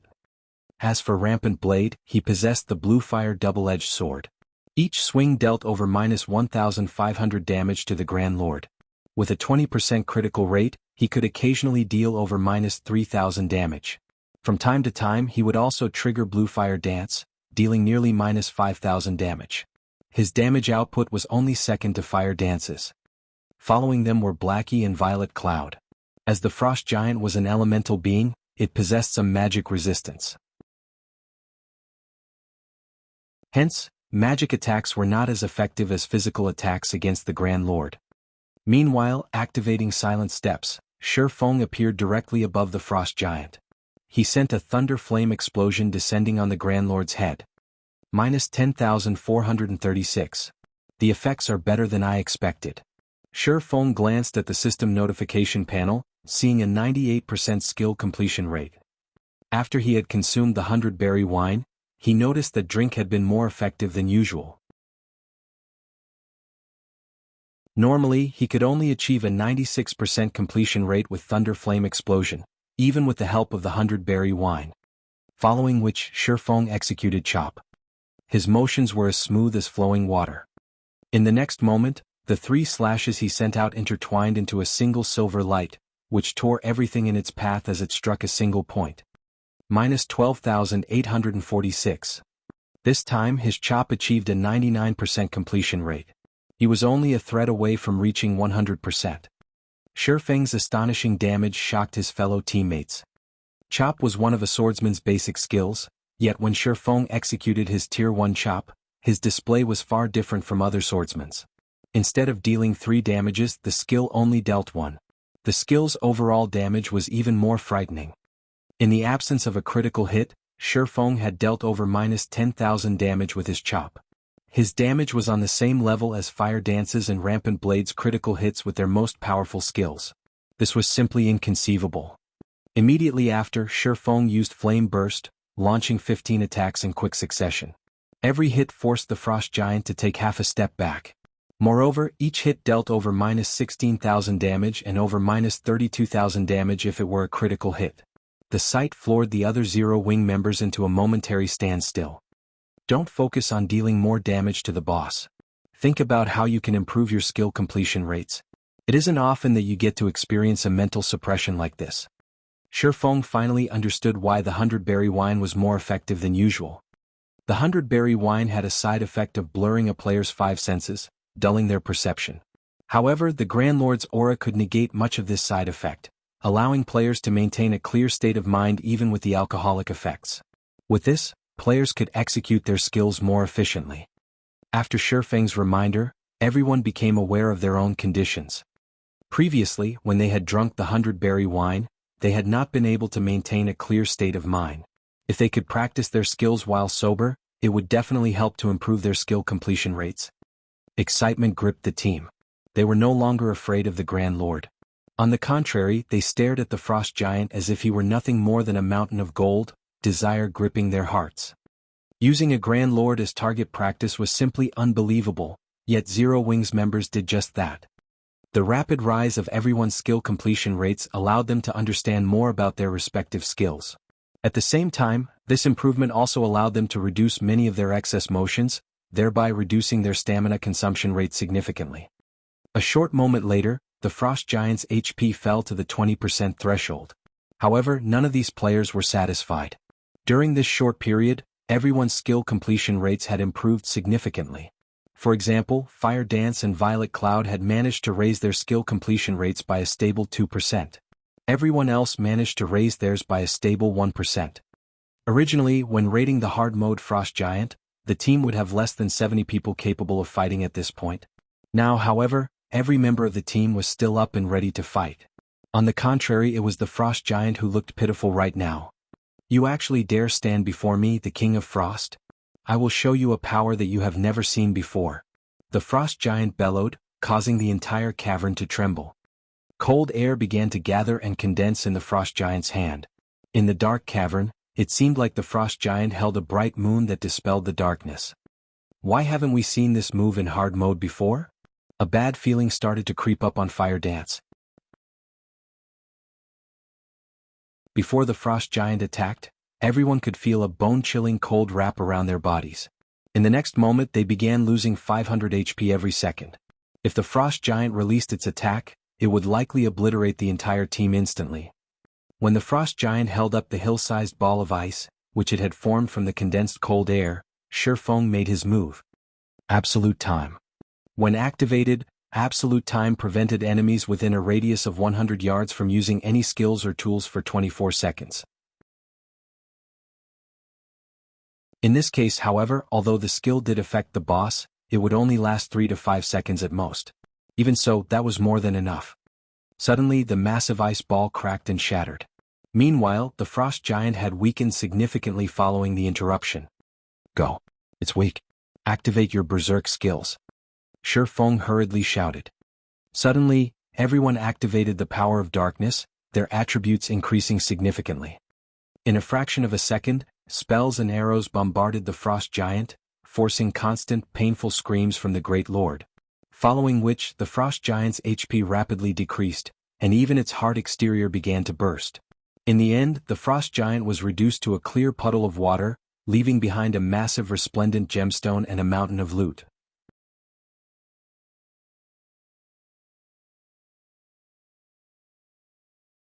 Chapter 674, Evolution of the Abyssal Blade.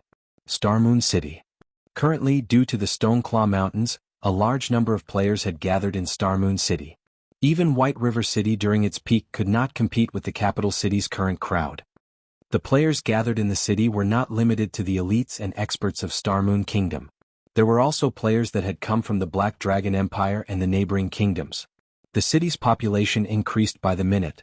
Players filled the city streets and even crowded Starmoon City's normally desolate areas. Starmoon City really is a great place. With so many elites and experts here, we won't have to worry about not being able to recruit any players into our guild. Flame Blood could not help his envy of Daybreak Fog when he saw that the majority of the players wandering the streets were level 29. Many players had even reached level 30 already. Heaven's Burial's elite members were currently level 28 or 29. Very few had managed to reach level 30. Yet, in Starmoon City there were so many high-level players.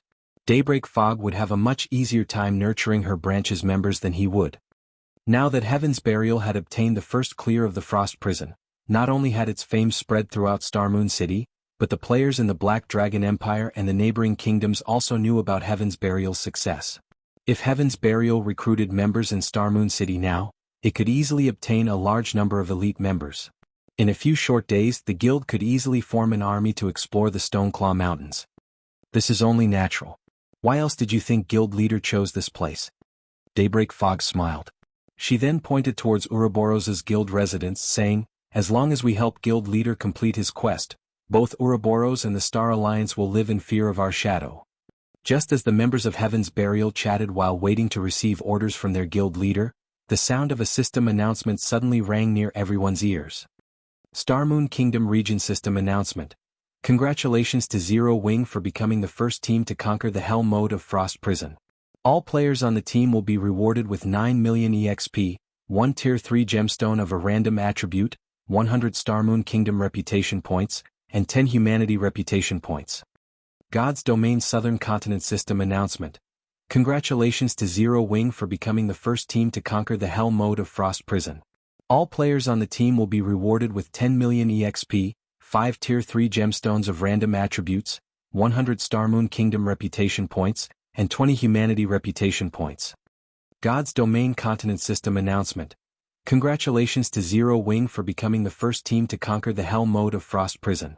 All players on the team will be rewarded with 15 million EXP, 10 Tier 3 gemstones of random attributes, 200 Starmoon Kingdom reputation points, and 30 Humanity reputation points. The announcement repeated 5 times. For a moment, every player in Starmoon Kingdom fell silent. Inside the Frost Prison. Success. The Frost Giant is dead. Everyone suddenly shouted with joy. They had obtained the first clear of a 100-man Hell mode team dungeon. None of them had ever dreamed of accomplishing this feat. The majority of these players had never been experts of the virtual gaming world. They were merely ordinary players who had followed Shifeng's lead. This was one of the most difficult Hell mode team dungeons in God's Domain. Even super guilds did not dare to take on 100-man Hell mode team dungeons right now. They had simply claimed the first clear of hard mode and immediately prepared to raid the next high-level team dungeon. But Zero Wing had done it. Moreover, not a single player on the team had died. It was simply inconceivable. There was a fundamental difference between obtaining the first clear of a 100-man hard mode team dungeon and the first clear of a 100-man hell mode team dungeon. By obtaining the first clear of a 100-man hell mode team dungeon, their names would be recorded on the God's Domain glory list. If they claimed the first clear of a 100-man hard mode team dungeon, at most, their names would be recorded on the glory list outside of the dungeon for future players to see. However, by claiming the first clear of a 100-man hell mode team dungeon, not only would they have their names on the dungeon's glory list, but they would also have their names on the God's Domain glory list, which could be found in the Glory Temple in the various major cities throughout the continent. Players throughout God's Domain would see their names, and their fame would soar instantly. How could anyone not grow excited at obtaining such an honor? Of course, everyone understood that this achievement had only been possible due to Shifeng's leadership and guidance. Otherwise, they would never have had such an opportunity. Shifeng did not stop his teammates from celebrating, as inwardly he was also excited. This was also his first time his name had ever been recorded on the God's Domain glory list. In his previous life, he was only able to gaze with envy at the other names in the Glory Temple. Now, however, he had become one of those people. Even though he tried to maintain his calm, he could not suppress the wild elation in his heart. After a moment, Shifeng managed to calm himself. He then slowly walked up to the Frost Giant's remains and began to collect the loot. Right before finishing off the Frost Giant, Shifeng had activated Divine Providence, allowing his luck to soar. In addition to the first clear bonus, the number of items the Frost Giant dropped was extraordinary. At a glance, there were over 100 items scattered across the ground. Of course, the majority of them consisted of rare materials. What a harvest! From this single raid, 1/3 of the materials I need for the stables have dropped. After a few more, I'll be able to start the construction, Shifeng muttered as he casually glanced at the items. Suddenly, his eyes shone as he exclaimed, "An epic item!" There were 0 chances for an epic item to drop in a 100-man hard mode team dungeon. For hell mode though, there was a very small chance of one dropping. Hence, even in the past, epic items were extremely rare. Unless they were extremely lucky, ordinary players had no hope of getting their hands on one. Only large guilds would have quite a few epic items. However, those required the efforts of the entire guild. What's this? Shifeng quickly discovered a faintly glowing golden crystal. Having never seen this item before, he unconsciously used omniscient eyes to examine it. Mana crystal. Contains a frightening level of mana. Rumor has it that this is the best material for forging magic weapons. The best material for forging magic weapons? Shifeng's jaw hit the floor. Magic weapons were far rarer than epic items. Every magic weapon possessed an extraordinary history. The Abyssal blade in Shifeng's hands was one such example.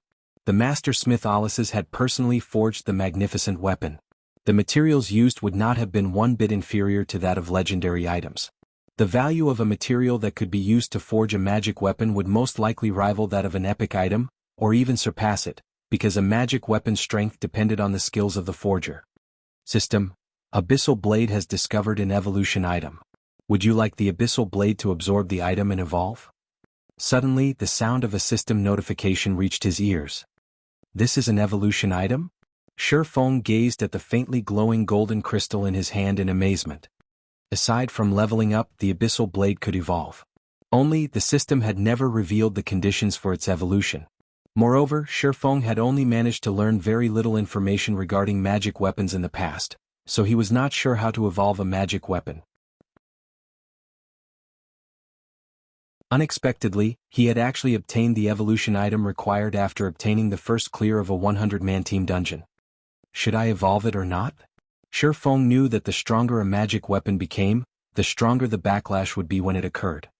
After giving it some thought, Shifeng gritted his teeth and agreed to evolve the Abyssal blade. On the path of experts, if one did not move forward, they would be left behind. Since he aimed to reach the peak of God's domain, he would encounter countless experts and monstrous players.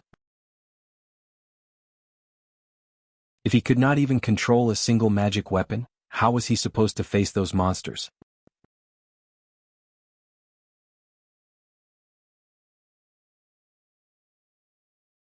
Chapter 675, Bountiful Loot.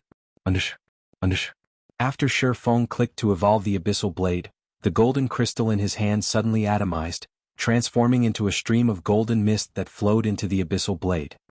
Suddenly, the abyssal blade began to tremble and emit a flickering golden light. A short moment later, the abyssal blade's exterior also began to transform. The silver sword darkened to pitch black once more. This time, however, eye-catching bright red runes covered the sword's blade. This is an evolution. Shifeng was stunned. He could clearly feel that the abyssal blade had changed massively.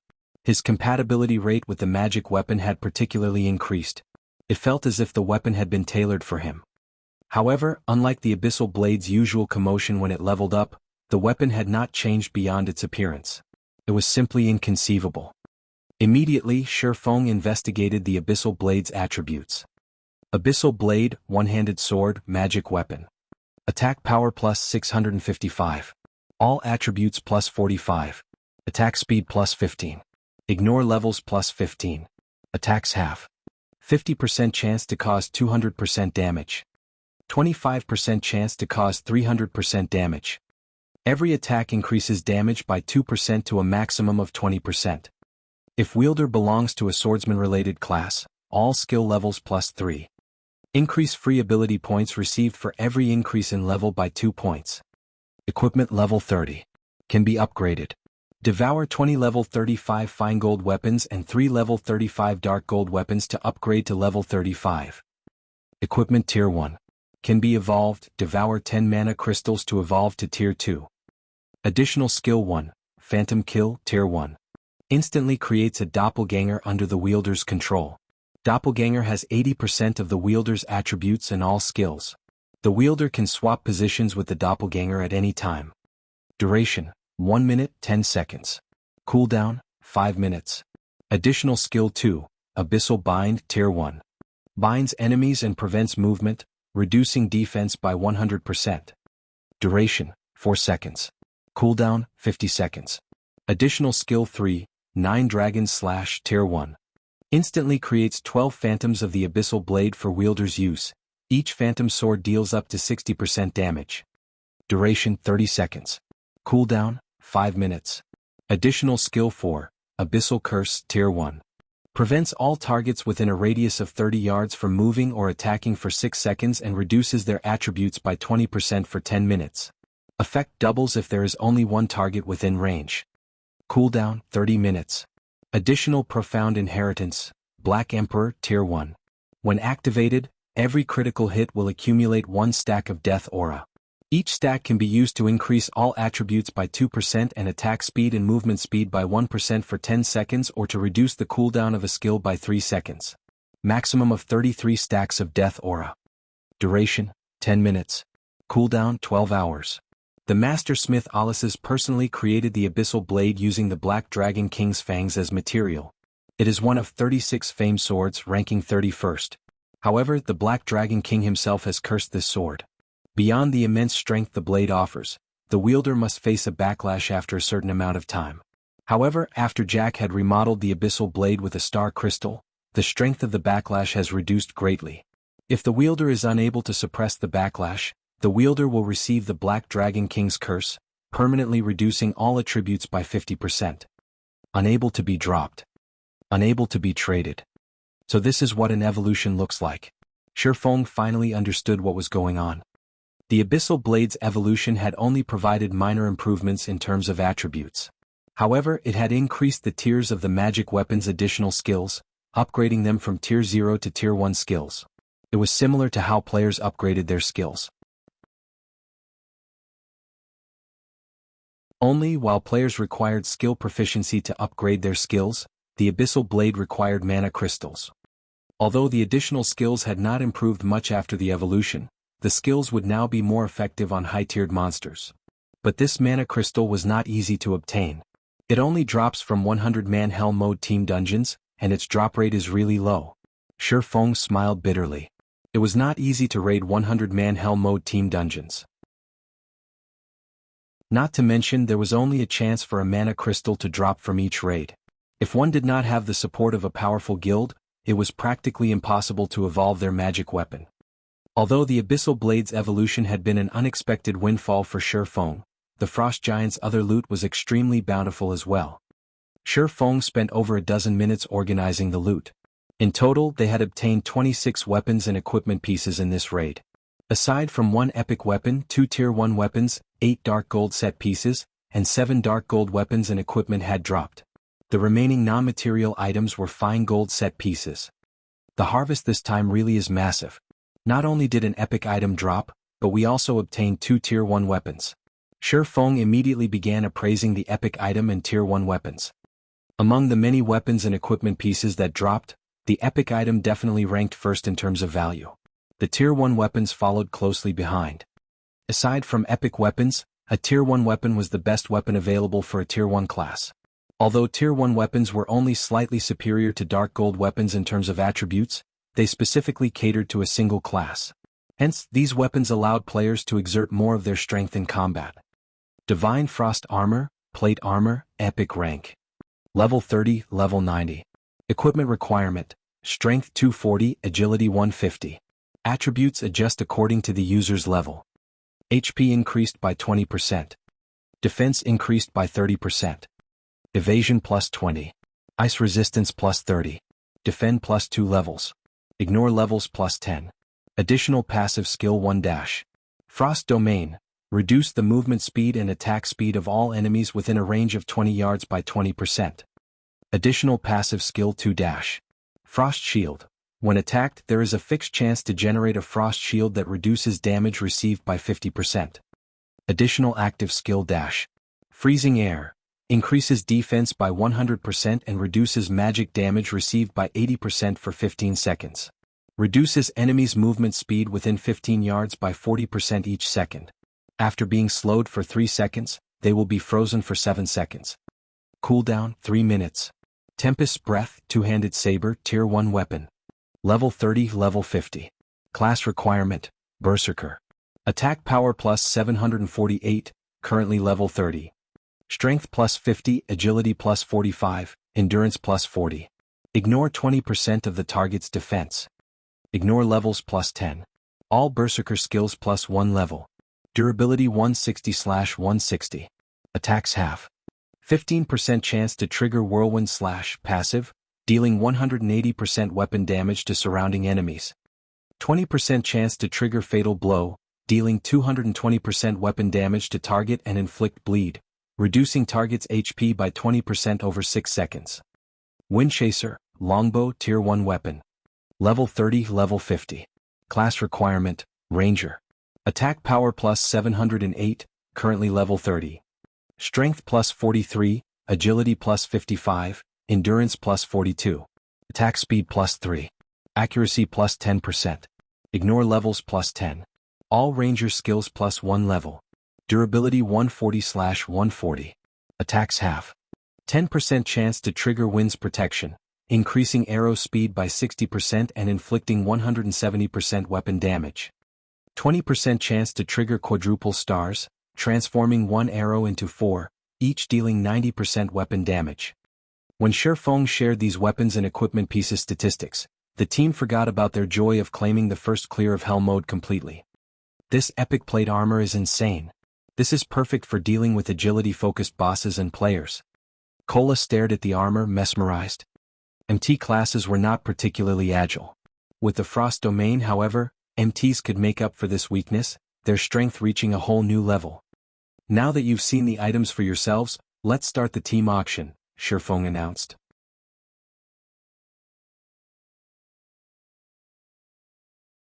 Chapter 676, Famous. White River City. Before Heaven's Burial's popularity could reach its peak, White River City's players had turned away from the guild, leaving it in the cold. Zero Wing was the only thing on everyone's minds. As expected of the #1 guild of our city, Zero Wing has actually claimed the first clear of the Hell Mode Frost Prison so quickly. That's right. I heard that, even until now, there has yet to be a single guild that has successfully raided a 100-man Hell Mode team dungeon in the entire game. Even those super guilds don't have the courage to challenge them. Yet, Zero Wing dared to, and they succeeded. The strength of Zero Wing's main force definitely ranks at the peak of God's domain. It really makes you wonder just how the guild has managed to find so many experts. Fine. You have the wrong idea. My friend is a member of Zero Wing's main force, and I am very familiar with his strength. When we started playing God's domain, he was even slightly weaker than I was. However, ever since he joined Zero Wing, his strength has improved at a rate beyond the imagination. At this point he has even reached the Trial Tower's 5th floor, becoming one of the few experts in White River City. That's not possible, right? What's not possible? I've been regretting my decision to join my current guild ever since. Although we are both core members of our respective guilds, I'm just a noob compared to my friend. As the sun began to drop below the horizon, the number of players who wandered into the Blue Moon Bar increased. When speaking about Zero Wing, many could not help but sigh with regret. Initially, Zero Wing had merely been a small and insignificant guild. Now, however, not only had it become White River City's unquestioned overlord, but it had also become the focal point of God's domain. Many guild players wallowed in their regret. Had they had only chosen to join Zero Wing, they would have enjoyed extraordinary status and fame by now. Many guilds' elites even swore a silent oath to leave their current guilds and join Zero Wing, even if they had to compensate their guilds for the loss. It was much better than remaining a nobody for the rest of their lives. Meanwhile, in Starmoon City, the news of Zero Wing's first clear of a 100-man Hell Mode team dungeon caused a massive sensation to sweep through the city. This sudden development had changed many players, who had intended to join Heaven's Burial Mines, opting to join Zero Wing instead. Just how did Zero Wing manage it? We're talking about Hell Mode. Flame Blood utterly refused to believe the news. Although their guild had never dived into a 100-man Hell Mode dungeon before, they had obtained a lot of information from super guilds. Not only were the dungeon's monsters stronger in terms of attributes, but the final boss was also capable of mental suppression. When fighting the final boss, players could not display their usual strength. Even a team of 5th floor experts would lose as much as 2/3 of their strength. Hence, the various super guilds had given up on raiding Hell Mode, focusing on raiding other 100-man dungeons to earn guild reputation instead. Yet Zero Wing had done it. Moreover, Zero Wing's achievement instantly shattered the momentum that Heaven's Burial had gained after many difficulties. Sure enough, Black Flame is not as simple as he looks. He has hidden his strength so deeply, Daybreak Fog muttered as she absorbed the information with great interest. The files she read were all about Black Flame. Although Heaven's Burial's information network is not as extensive as those super guilds, it is still significantly more thorough than other first-rate guilds. However, we have close to no information regarding Black Flame's background. It is as if he just appeared out of thin air one day. However, we don't have to pay too much attention to this matter right now. We've already recruited quite a number of elite players. Now, we need to improve everyone's levels and equipment quickly and prepare to complete the task Guild Leader has assigned to us. When Guild Leader completes his quest, Heaven's Burial will become Starmoon City's overlord. At that time, Zero Wing will no longer be an obstacle. No ordinary NPC city could compete with Starmoon City. In games, players competed with each other via resources. Meanwhile, the resources available in God's domain's various regions were limited. As the capital city of a kingdom, Starmoon City naturally offered more resources than any other city in the kingdom. The city also offered a more convenient transportation system. Visiting players from other kingdoms and empires who wished to explore Starmoon Kingdom could only teleport to one city, Starmoon City.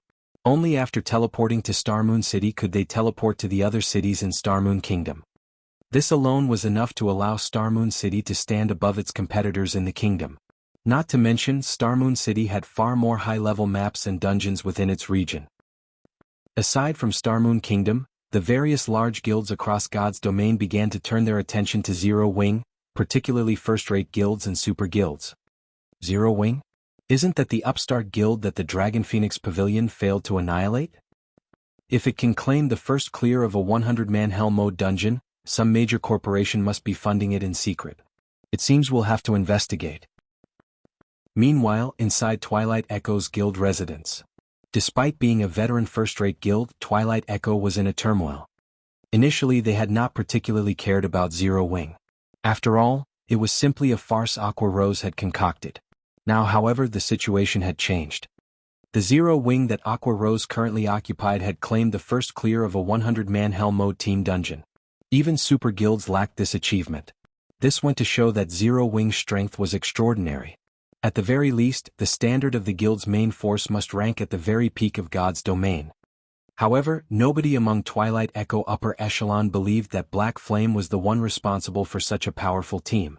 After all, before God's domain, nobody in the virtual gaming world had ever heard of him. The only possibility was that Aqua Rose was responsible for the team's creation. I told you that Aqua Rose possessed immense potential, yet you were adamant about chasing her out of Twilight Echo. If Aqua Rose were still with us, given the guild's background, we would have become the next super first-rate guild by now. Tell me then, what should we do now? A middle-aged man with a righteous air huffed angrily. Elder True Marshal, there is no need to get so agitated. We were left with no other choice. After all, her parents made the decision. It wouldn't be right to meddle with their family affairs, a lady nearing her 40s assuaged. However, now that everyone has seen what that child is capable of, I believe that everyone present understands what this means. This farce has gone on for long enough. It's time that we bring that child back to us. At the Twilight Echo's elder meeting, Brilliant War God was livid. He had never expected Aqua Rose to be so capable. She had actually managed to develop a small guild into a large guild that even Twilight Echo could not ignore. Listening to the elder's intentions, he realized that he could never coerce Aqua Rose in the future. Guild leader Glorious, what is your will? Elder True Marshal asked coldly as he turned to Glorious Echo, who sat comfortably on the guild leader's throne. Back then, Glorious Echo had strongly advocated stripping Aqua Rose of her position as an honorary elder. Now, however, Aqua Rose's strength was clear for all to see. Twilight Echo was not a one-man guild. If Glorious Echo continued to hinder Aqua Rose's return to the guild, he would make an enemy of every elder in the guild. Glorious Echo, who had held his silence through the meeting, smiled and responded indifferently, since everyone has decided, I will not object. However,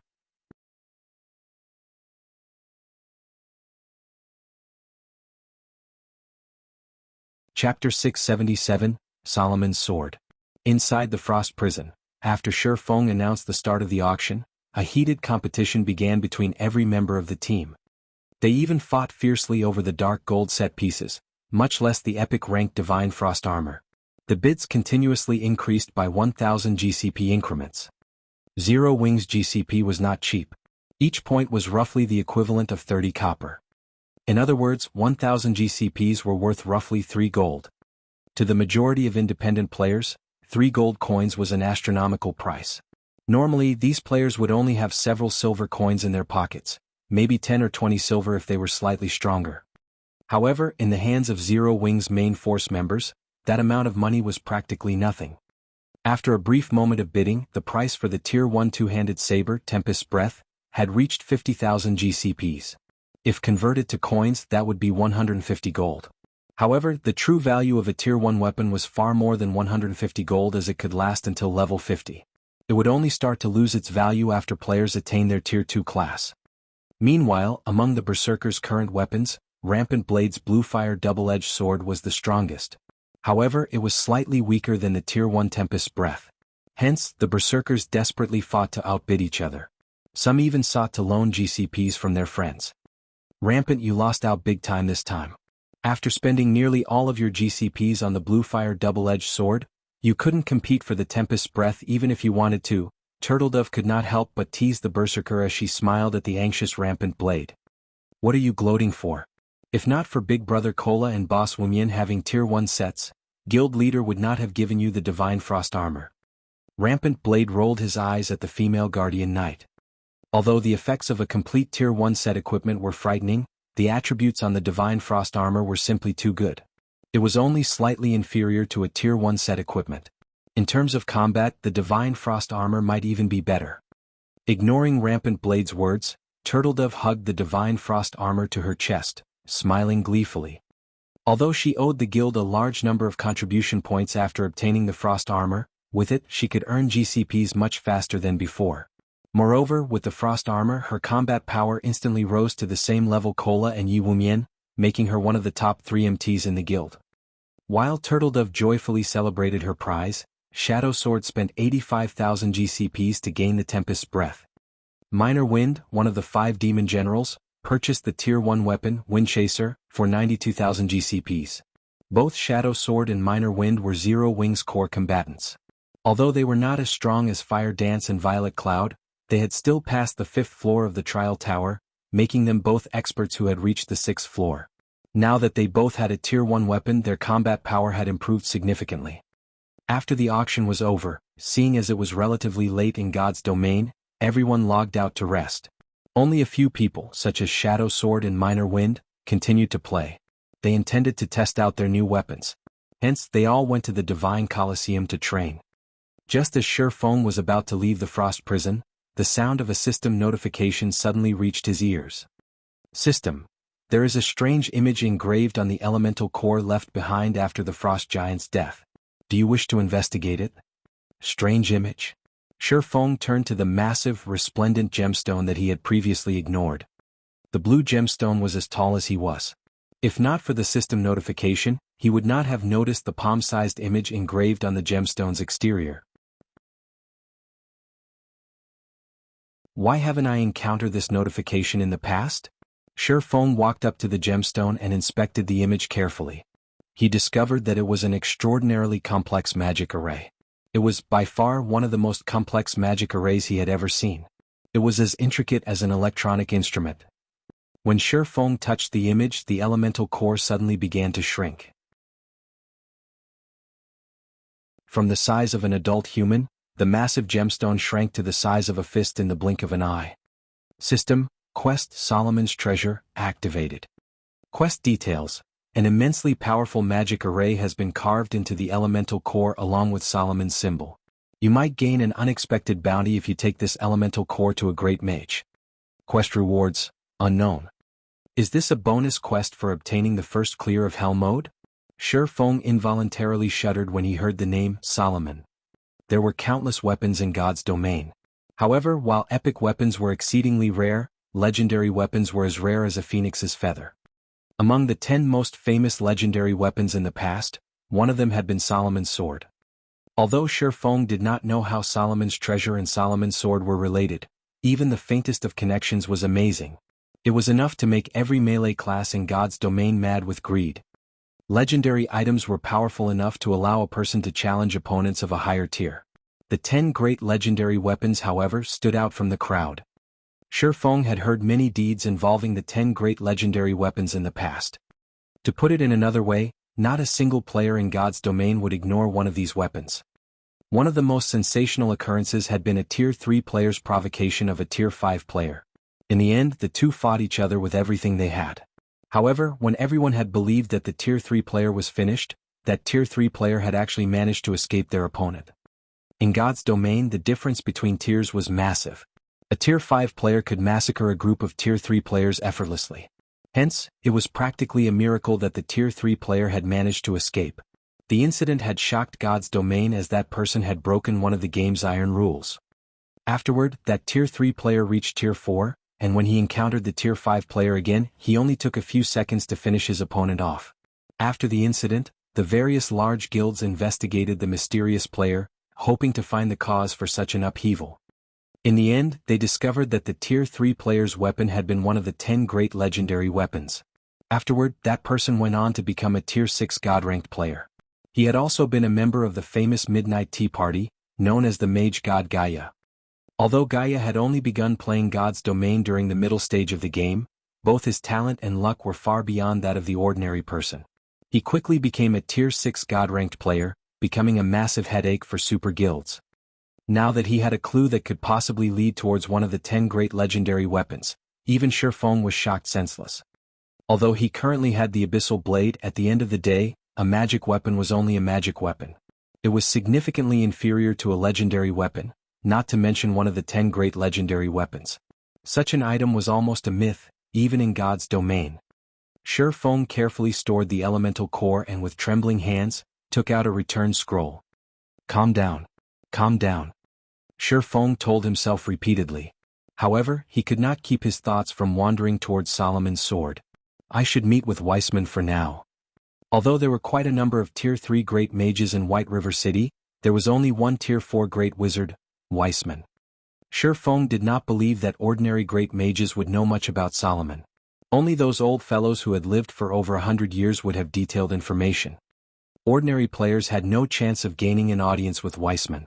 Fortunately, Shi Feng was a Count of White River City. He was a true major noble. Even Weissman would not dismiss him casually. Furthermore, the two were familiar with each other,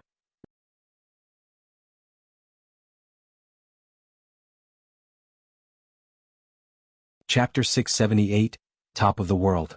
As the sky darkened, the magic lamps lining the streets of White River City lit up, brightly illuminating the entire city. Quite a number of merchant players crowded the streets, purchasing equipment and materials.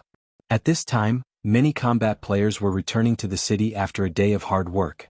These combat players usually sold their unwanted materials as well as spent a portion of the day's earnings on some delicacies and alcohol. By now, everyone had already adapted to their new lives in the world of God's domain. The players on the streets of White River City were currently chatting merrily with each other, the hot topics either relating to Zero Wing or the currently popular Stoneclaw Mountains. After returning to the city, Shifeng reverted his appearance to that of Yi Feng's. When he walked through the city streets, he immediately became the center of attention. Look, that guy's a member of Zero Wing. His equipment looks awesome. He must be an elite member of Zero Wing at the very least. It would be great if we could get him to carry us. Zero Wing really is amazing. Even a random member of the guild is level 30 and has such enviable equipment. It's a pity I failed to get through their test today. I'll definitely have another go at it in a few days. The six-winged emblem was something extremely familiar to the players of White River City. Unfortunately, the number of players who could sport this six-winged emblem was quite low. From time to time, female players would send flirtatious glances at Shifeng, causing some male players to look at him with disdain. TSK. What's so good about him? Isn't he just some lucky bastard basking in Zero Wing's limelight? If I got into Zero Wing, I'd definitely have much better achievements than him. A level 25 male summoner snorted in discontentment. If you have the ability, you can go take Zero Wing's test. If you manage to become an elite member of Zero Wing, I'll come fawn over you as well, a beautiful short-haired woman said to the male summoner, giggling. Only, I'm afraid you don't have that ability. The crowd near the male summoner broke into laughter. Nowadays, Zero Wing was very famous.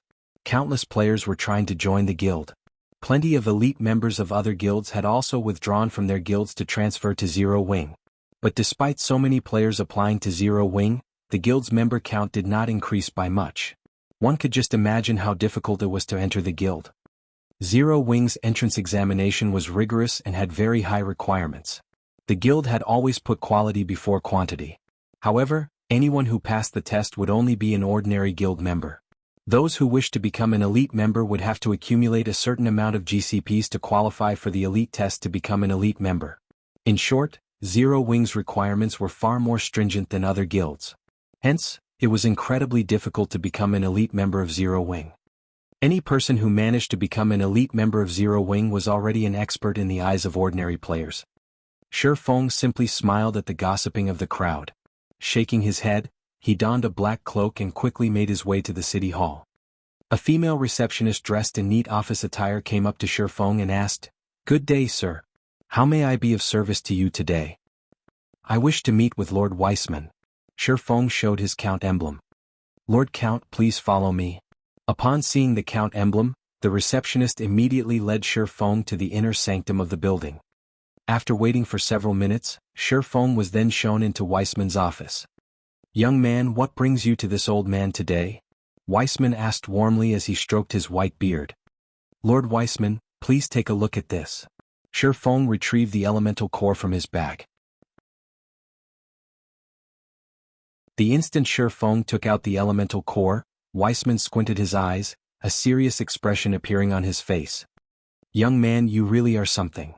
Weissman felt a little surprised as he carefully inspected the elemental core. Logically speaking, this thing should not exist in this world anymore, yet you've actually managed to obtain it.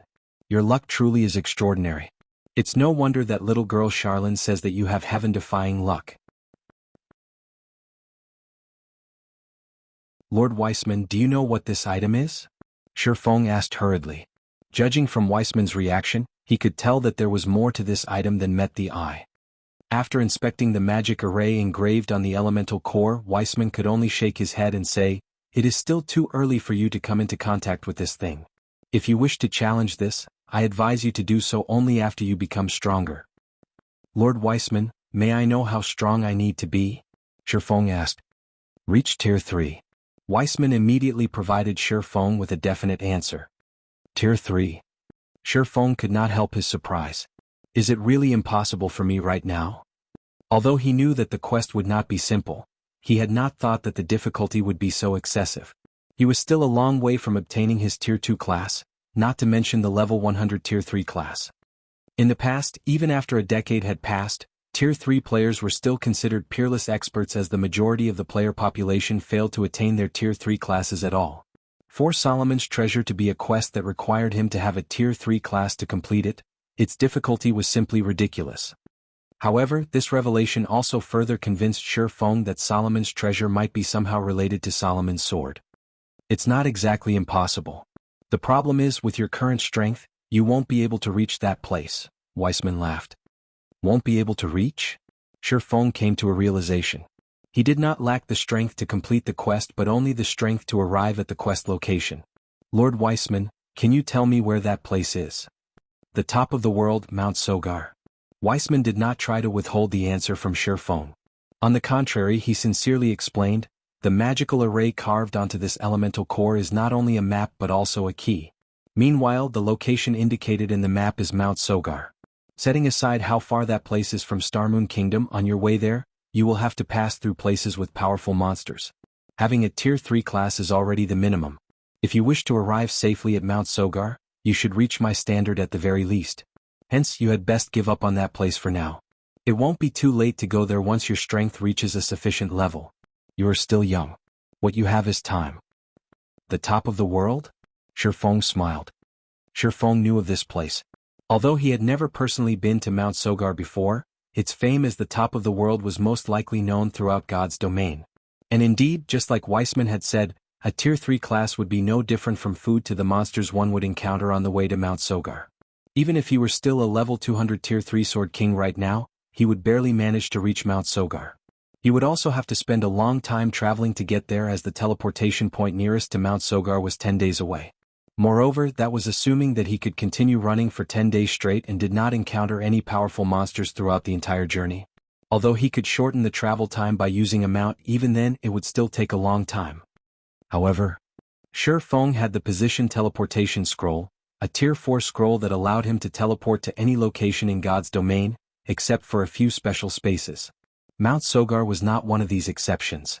In other words, he could teleport there directly. Shortly after, Shi Feng bade farewell to Weissman and immediately ran back to the candlelight trading firm. As its moniker suggested, Mount Sogar was the tallest location in the entire God's domain. At the same time, it was also a domain that humans did not willingly enter, as a multitude of powerful monsters lived there. Even the human empires were powerless against the monsters there. In the past, there had been many players who had tried challenging that place. Although Shi Feng could head to Mount Sogar right now, he still needed to make a lot of preparations. After he returned to his forging room, he immediately contacted Melancholic Smile. Melancholic, send the top-ranking alchemist and engineer within the trading firm to my forging room, please.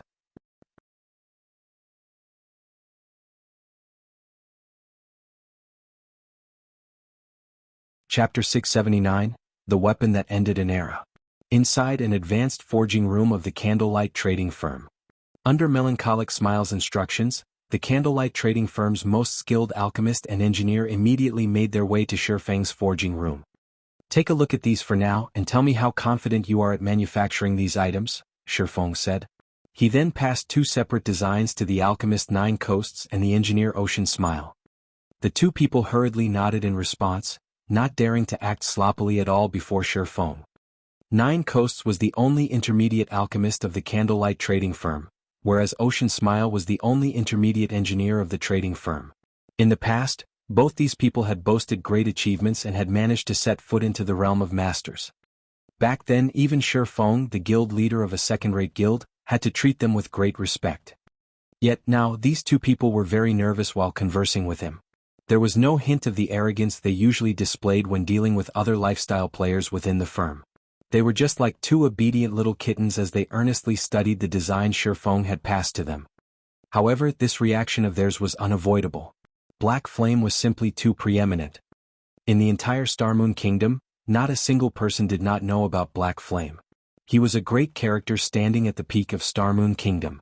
But at this very moment, such a great character was actually standing right before them and was asking the both of them to perform a task for him. How could they not get flustered? After the two nervously studied the designs, surprise surfaced in their eyes. The designs Shifeng had passed to them were just too frightening. Guild leader, with how complicated this alchemy array is, even I have only around a 10% certainty of manufacturing it. If I can advance to an advanced alchemist, I might be able to raise the success rate to 20%? Nine Coast said anxiously. What about you? Shifeng turned to look at the engineer, Ocean Smile. Ocean Smile stuttered, F5%. 5% is it? Shifeng frowned slightly. When Ocean Smile saw such a reaction from Shifeng, he nearly collapsed on the spot. After some pondering, Shifeng still gritted his teeth and said, all right then. From now on I'll permit you two to use the special forging rooms continuously, so focus all your attention on producing these items. The designs he had taken out were actually parts of the magic device design that he had obtained from the Dark Shrine. As the weapon that ended the era of demons and gods, the difficulty of manufacturing it was extraordinary. Normally, even master-level characters had low success rates in fabricating the components of the magic device, what more of individuals who were not masters. Meanwhile, he was responsible for producing the magic device's core component. However, with his current standard as an intermediate forger, manufacturing it was still beyond him. I need to raise my proficiency. Shifeng could not help but sigh as he looked at the design, which comprised over 20 pages. Sure enough, a magic device isn't that easy to produce. However, without a magic device, he did not dare to travel to the top of the world. The outer area of the Stoneclaw Mountains. In a forested valley surrounded by mountains, lights from spells, sparks and light stones were visible in the vicinity. Ever since Stone Forest Town opened to the public, the Stoneclaw Mountains had become the hunting grounds of expert teams. Even in the dead of night, the number of teams passionately grinding in the regional dungeon did not decrease in the slightest. The various teams were grinding for magic crystals and equipment day in and day out. Magic crystal was the standard currency used at the Divine Colosseum. Since the Stoneclaw Mountains was a level 30 to level 49 regional dungeon, the equipment that the monsters inside dropped naturally ranged between level 30 to level 45. Moreover, the quality of the equipment dropped at the Stoneclaw Mountains was just slightly inferior to those dropped in large-scale team dungeons. Only, the amount of equipment that a boss inside the Stoneclaw Mountains dropped each time was very small. Now that Zero Wing had claimed the fame of clearing a level 30, 100-man Hell Mode team dungeon, there was no longer any point in guilds competing over the first clears of other level 30, 100-man team dungeons. Shifting their attention to competing over team dungeons that were over level 30 was more beneficial. After all, reaching level 30 was only a small milestone for players, and Zero Wing had merely gained a little advantage from this achievement. There were still milestones at level 40 and level 50. Hundreds of levels awaited them. The competition over level 30 large-scale team dungeons was just the beginning. Meanwhile, the Stoneclaw Mountains was the best location for training and preparing to compete for the first clears of future large-scale team dungeons. Not only could they level up quickly at this place, but they could also gain a hefty amount of magic crystals. Most importantly, they could obtain a lot of high-level equipment here in short order. Setting aside the fact that team dungeons in the outside world had cooldown times, which greatly restricted the production volume of top-tier equipment, players also took time to adjust when switching from one team dungeon to another. Players would waste a lot of time when going through this transition. However, regional dungeons were different. These had no cooldown time for entry. As long as one had sufficient strength, they could come here to grind for level 30 or above top-tier equipment at any time. It was very efficient. Guilds could build up a massive advantage for raiding 50-man and 100-man team dungeons in the future. Precisely because of this reason, various large guilds had frantically dispatched their members to the Stoneclaw Mountains. Boss, this lord dropped something, the Star Alliance assassin responsible for picking up the loot said excitedly. Meanwhile, the lord lying beside this assassin was a level 35 half-orc over 3 meters tall. Scattered around this half-orc were many elite half-orc and special elite half-orc corpses, their total number exceeding 100. When Red Feather, who was resting underneath a large tree, heard the assassin's words, joy surfaced on his face. Bring it here and let me take a look at it, Red Feather said hurriedly. Although the Stoneclaw Mountains would drop plenty of level 30 and above equipment, most of these were level 30 common equipment. Boss, this is a level 35 fine gold longbow. The assassin passed the weapon to Red Feather excitedly. It's a really good bow. It's slightly better than a level 30 dark gold longbow. Willow has lucked out this time. As long as she reaches level 35, she can immediately replace her current weapon, Red Feather said enviously after appraising the attributes of the longbow. He and his team had been grinding in the Stoneclaw Mountains for quite some time now. However, the loot of the bosses they killed was far from ideal. The majority of the bosses dropped only level 30 secret silver and fine gold weapons and equipment. Very rarely would they drop level 35 fine gold weapons and equipment. However, we wasted a lot of time on this battle. If not for the majority of our team's weapons being fine gold rank, fighting these monsters might even have been dangerous. Red Feather still felt somewhat fearful when he thought back to the battle just now. The monsters of the Stoneclaw Mountains were generally stronger than the monsters found outside. The chieftains were only somewhat weaker than the lords of the outside world. The lords here were even more powerful. In terms of combat power, they could rival even the high lords of the outside world. Only their HPs were at normal standards. As for the level 35 lord-ranked half-orc their team faced just now, most of their melee weapons failed to even scratch the lord. Only fine gold weapons or above could cut through the tough skin of the half-orc lord and chip away at its combat power. In fact, Red Feather's team wasn't the only one experiencing such headaches. Any team that came to grind in the Stoneclaw Mountains found themselves facing similar problems. Every battle in the regional dungeon would greatly exhaust a team.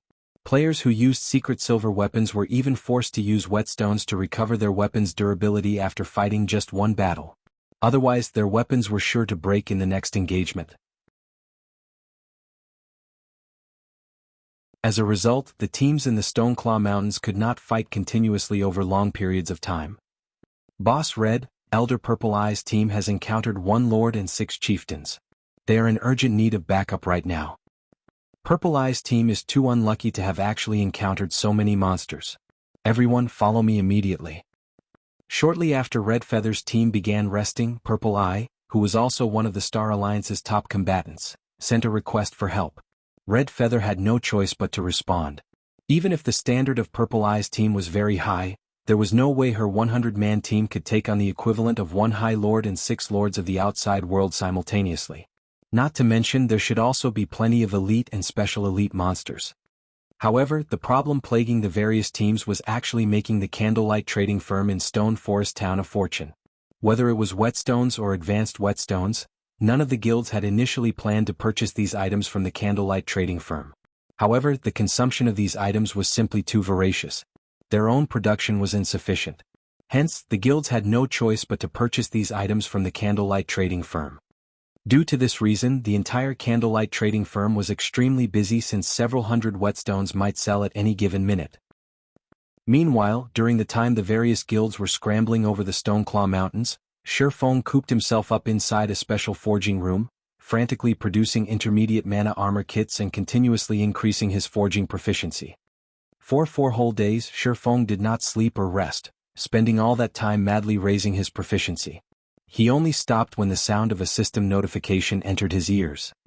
Meanwhile, Shurfeng's level had also increased rapidly during this period. At this moment he had already reached level 32. His leveling speed simply left one speechless.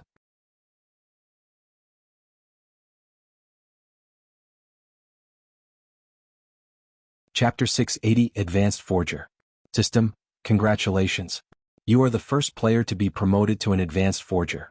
Rewarding 10 magical gold and 20 million EXP. The system notification repeated 3 times. Upon the arrival of this system notification, Shurfeng finally stopped producing intermediate mana armor kits. He had required a total of 24,000 proficiency points to advance from an intermediate forger to an advanced forger.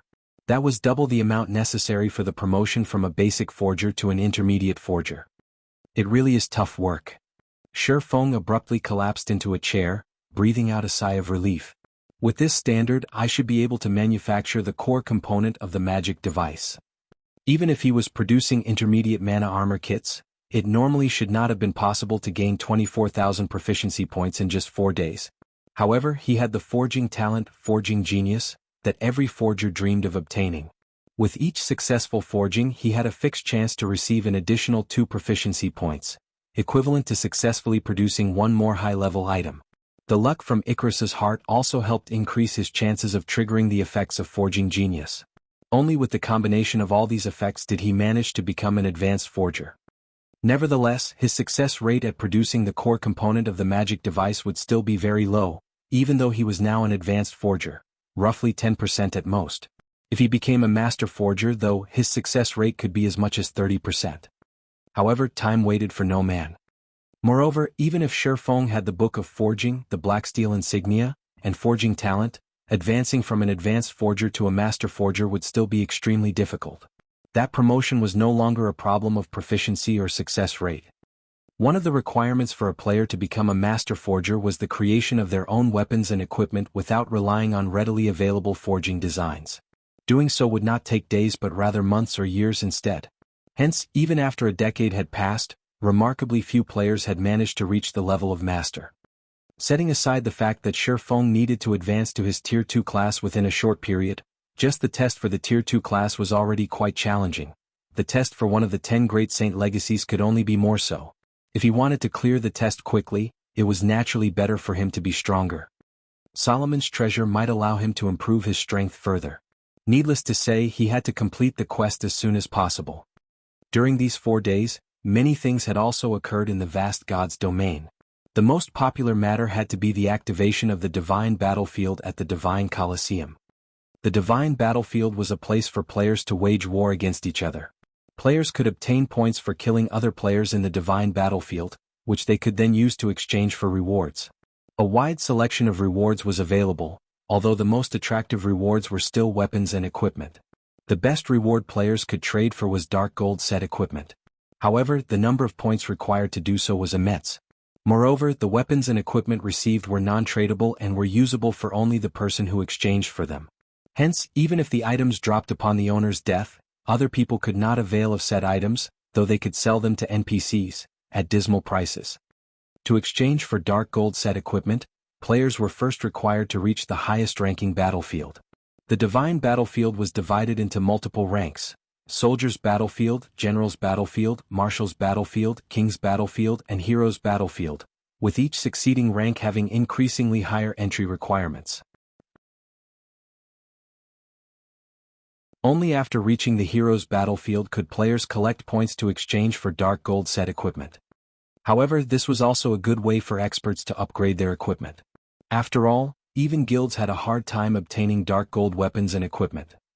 Hence, everyone's passion for the Divine Battlefield deepened.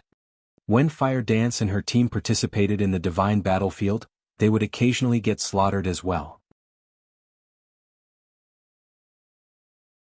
The players visiting the Divine Battlefield did not come from just a single kingdom or empire.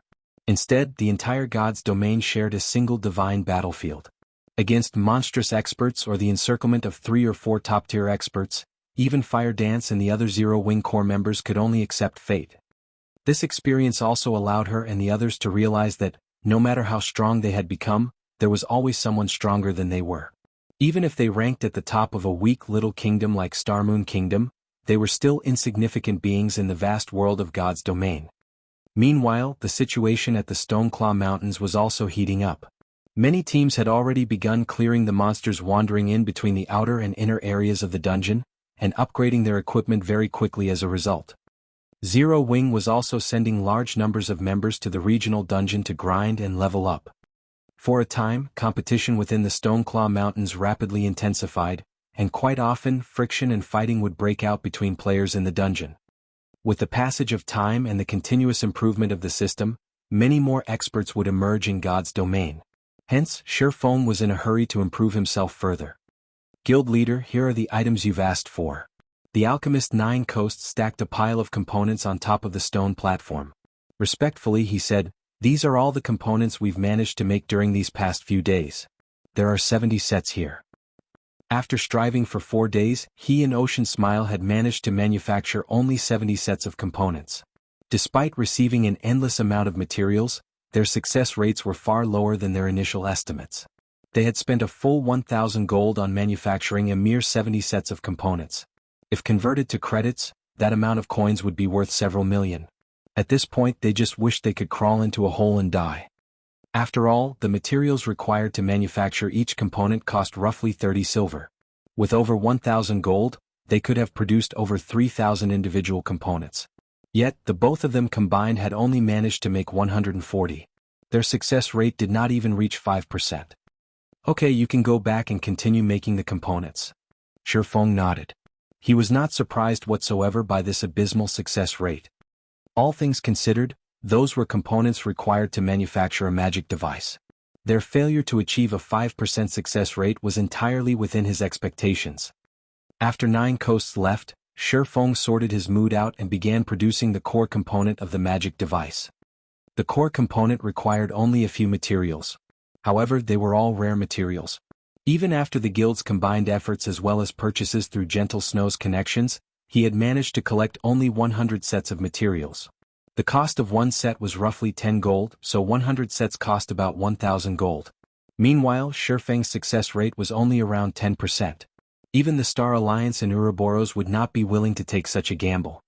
Fortunately, I'm earning quite a lot of money through Stone Forest Town and the Candlelight Trading Firm. Otherwise, even I wouldn't dare to take this risk, Shifeng muttered, smiling bitterly as he looked at the materials in his hands. The core component he was going to produce was a ball-shaped object. Just refining the metals required was already a difficult task. However, by relying on the ice blue devil flame, the metal he refined had relatively good color. What came next was molding the metal into the desired shape. If he was off by even a single millimeter, then the final product would end up as a failure. As for the last step, he had to engrave runes onto the metal ball. Time crept past. Shifeng went through 70 attempts in one go. In the end, only 3 out of the 70 attempts had succeeded. The difficulty of producing the core component was much higher than his initial expectations. I'm generally familiar with the process already. I should start using the magical gold now. Shifeng considered the materials he had left, feeling that he already had sufficient practice. The magical gold rewarded by the system was an extremely rare material. Not only could it increase his forging success rate, but it could also evolve an item at a fixed chance. Its market value was no less than 100 gold per piece. Initially, Shifeng had taken 50 tries to produce one core component. Afterwards, however, he had managed to succeed twice out of 20. Without a doubt, his success rate had increased significantly, which was all due to his continuous experimentation using the simulation device. If he did not possess the simulation device of the special forging room, he would have most likely failed all 70 attempts.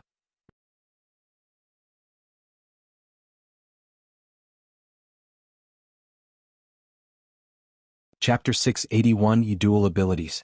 With only 30 sets of materials remaining, Shifeng did not dare to be careless. A magic device was an assembly of different components. The core component was merely one of 3 parts.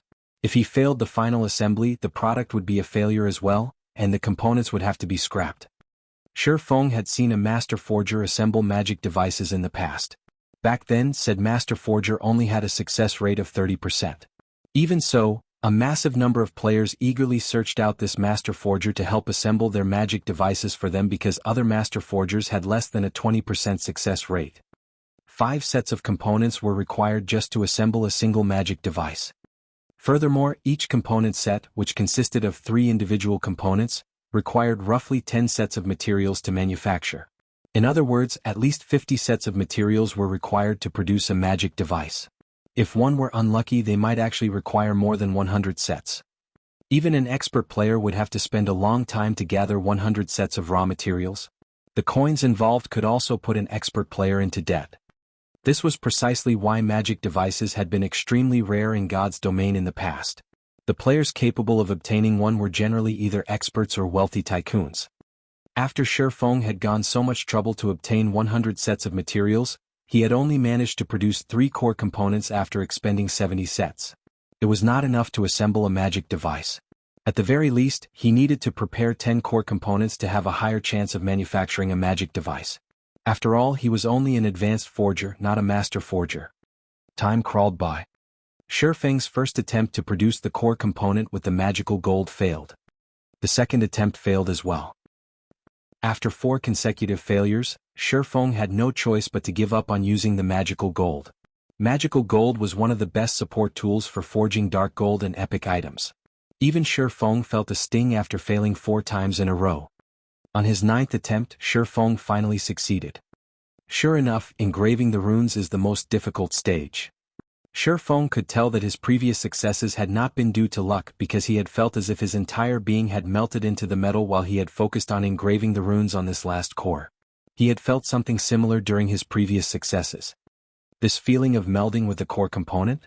Shi Feng stopped his work for a moment and pondered the sensation. It feels somewhat like improving my skill completion rate. To improve my skill completion rate, I had to integrate myself with the environment. Suddenly, Shi Feng retrieved a bottle of 100-berry wine from his bag and began to manufacture the core component once again. This time he used a bar of magical gold.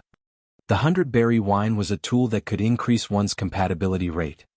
Since the theory behind engraving runes was somewhat similar to improving skill completion rates, the 100-berry wine should help him reach a higher success rate with the engraving the core components runes.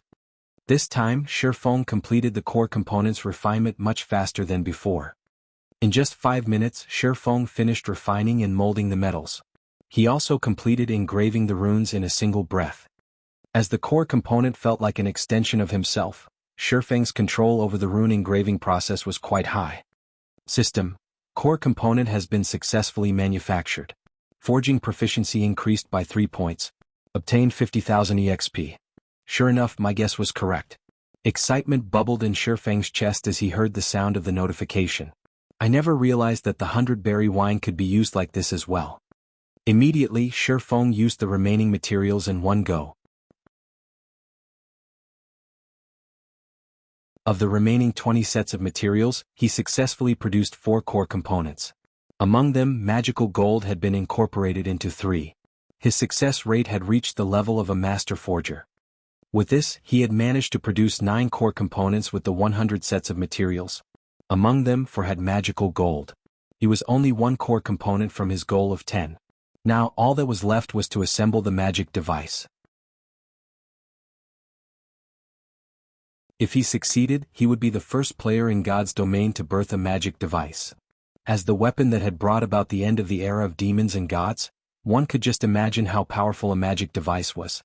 A magic device's most valuable effect was its ability to strengthen weapons, allowing these weapons to inflict damage to demons and gods.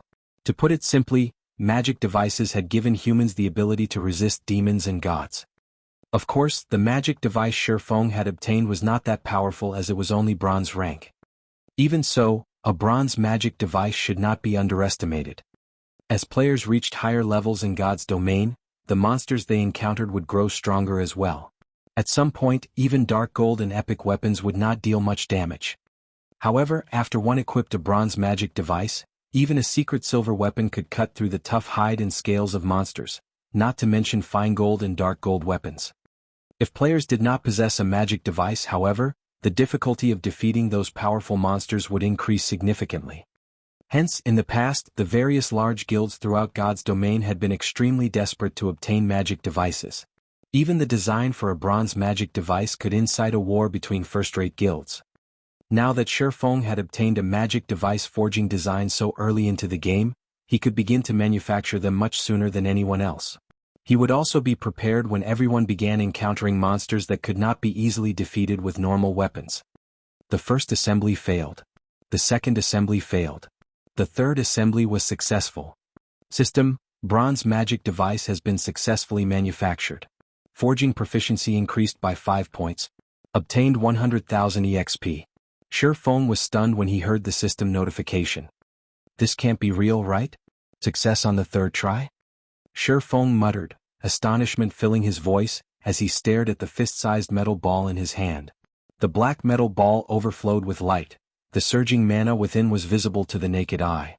I wonder what kind of attributes it possesses. After a magic device's successful assembly, it would gain a random ability. Although the bonus a magic device provided varied in strength, the magic device's basic function would not change. The layer of mana that covered the weapon or mana blade was invaluable. This mana blade could interfere with the mana that radiated off a monster's body, thereby weakening its defense significantly and allowing players to inflict damage. Otherwise, a monster's body with that protective layer of mana was tougher than diamond. Even scratching the monster would be extremely difficult, not to mention taking it out. Magic device, bronze rank. Strengthens a weapon, giving it the basic reduced weight effect and weaken target's mana body by 30%. What a pity. Although the weakening effect is quite powerful, the reduced weight effect isn't particularly useful to a one-handed weapon. It would be very useful towards a two-handed weapon though. Shi Feng inwardly felt disappointed. Both the Abyssal Blade and Purgatory's Shadow fit him perfectly right now. If they became any lighter, he might not be able to exert his full strength with them. Following which, Shi Feng returned to assembling magic devices. 3. As his stock of components dwindled, the sound of a system notification rang by his ears once more. System, bronze magic device has been successfully manufactured. Magical Gold's effect triggered. Forging proficiency increased by 5 points. Obtained 100,000 EXP. When Shi Feng heard that the Magical Gold's effect had been triggered, his excitement stole his breath. Originally, he had only used the Magical Gold to increase the success rate of manufacturing the magic device's core component. Hence, he had not expected the Magical Gold's effect to trigger. Immediately, Shi Feng clicked to inspect the evolved magic device's statistics. Dual abilities? Isn't this a little too much? Shi Feng could not believe what he was seeing. A magic device could only strengthen a single attribute. Even the higher-ranked Mysterious Iron magic device was no exception to this rule. Only the strengthened effects were slightly better. However, the magic device in Shi Feng's hands actually offered 2 buffs.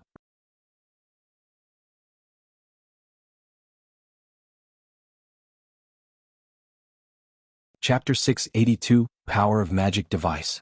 It really is a pity. It would be great if the magic device's rank were a little higher. Shi Feng felt both joy and disappointment as he gazed down at the pale silver orb in his hand. The bronze magic device's debuff was average at best. Although it was more than enough against current monsters, it would grow increasingly weaker as the game progressed.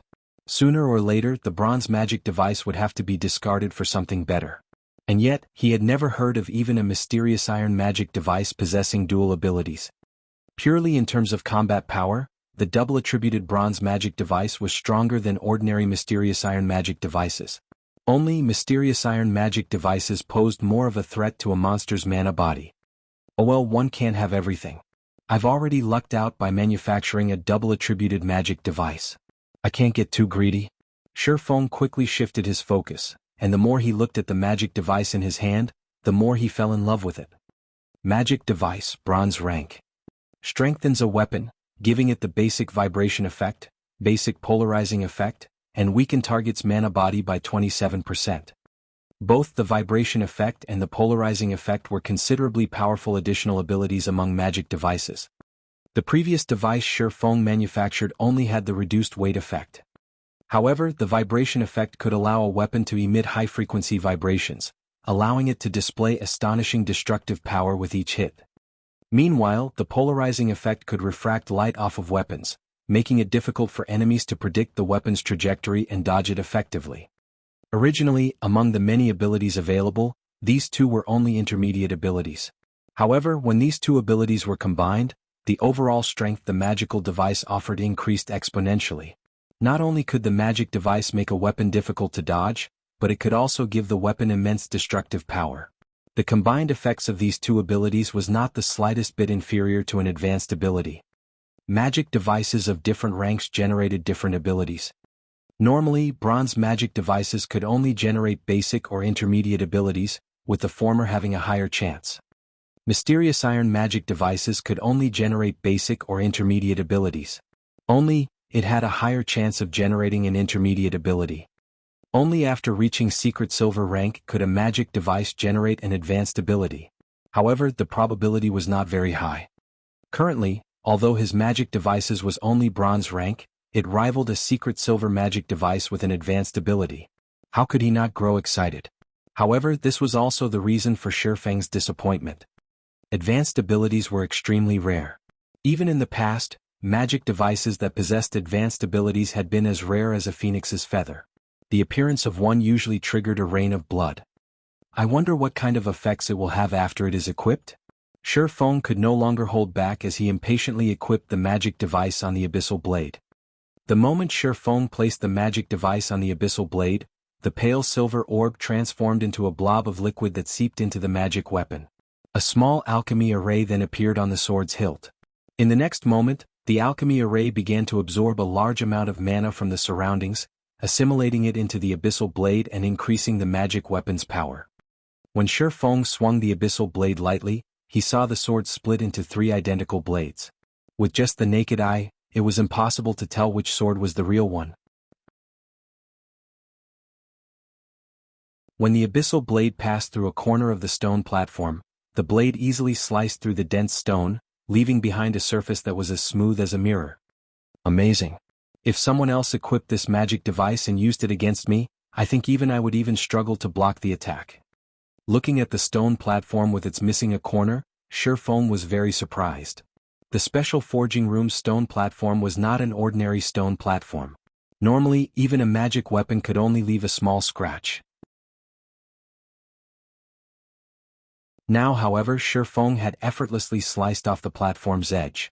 For a moment there, Feng had even wondered if he had missed, as he had not felt the slightest resistance when the abyssal blade passed through the stone. If his target had been a secret silver weapon or a piece of equipment, the item might have split in half effortlessly. Feng even doubted whether a fine gold weapon could withstand such a frightening, destructive power. Currently, expert players' mainstream weapons were only fine gold rank. If even fine gold weapons could not block his attacks, enemy experts with fine gold weapons would be tantamount to unarmed noobs. How were they supposed to face him? With this strength, I should be able to try Mount Sogar. Although Feng had never been to Mount Sogar before, he was not unfamiliar with the top of the world. Now that he had dealt with the most dangerous part of the journey, all that was left was locating Solomon's treasure. Weissman had already given him the map, which had been engraved on the elemental core. However, the map was too simple, and he had no idea where exactly Solomon's treasure was. Fortunately, the map did not lead to a high-leveled area on Mount Sogar. With his current strength, he should be able to cope with the dangers there. Following which, Feng tidied up the room and took out the position teleportation scroll. He intended to head to the top of the world immediately. Suddenly, the sound of a system notification reached his ears, indicating that Blackie had sent him a message. Guild leader, Aqua seems to be having trouble. Please head over to the residence in Stone Forest Town quickly. Feng froze, slightly surprised. Stone Forest Town had NPC guards to protect it. Unless they wanted to be banished, the various guilds would not stir up trouble. If a guild were banished from Stone Forest Town, they would no longer have a place to resupply or repair. As long as one had a brain, nobody would dare provoke Zero Wing right now. In fact, they should be afraid of the guild. Forget it. Let's see what's going on. Feng stored the position teleportation scroll and took out a guild transfer scroll. Currently, the teleportation magic array in Stone Forest Town was still under construction. If players of Zero Wing wished to arrive at Stone Forest Town quickly, their only option was to use the guild transfer scroll. After using one, they would have to wait for an hour before they could use one again. It was far more inconvenient than a teleportation array. Moreover, the scrolls were not cheap. Ordinary guild members would not be willing to use it. Stone Forest Town, inside the reception room of Zero Wing's guild residence. At this moment, Aqua Rose wore a very ugly expression, flames of rage burning in her eyes. Meanwhile, the two people sitting across from Aqua Rose smiled. Aqua Rose's anger did not affect them in the slightest. Of these two people, one was an indifferent-looking middle-aged man, while the other was a beautiful woman wearing a glamorous purple robe that revealed a large portion of her cleavage. If Feng were here right now, he would certainly be surprised. The indifferent man was none other than Twilight Echo's guild leader, Glorious Echo. Guild leader Glorious, don't you think you're going overboard? Aqua Rose asked coldly. Overboard? How is this overboard? I am just offering a kind reminder, Glorious Echo laughed. Although you left Twilight Echo, do not forget that you have yet to dissolve your contract with the guild. If I sue you for breach of contract, can you afford the compensation? I've already clearly stated that I am only a vice leader of Zero Wing. I do not have the authority to allow Twilight Echo to construct a guild residence in Stone Forest Town. I have even less authority to give Twilight Echo half the town, Aqua Rose growled. She had wanted to dissolve her contract with Twilight Echo the moment she first left, but in the end she had abstained as her family sat on the board of directors of the guild. However, she never would have thought that now.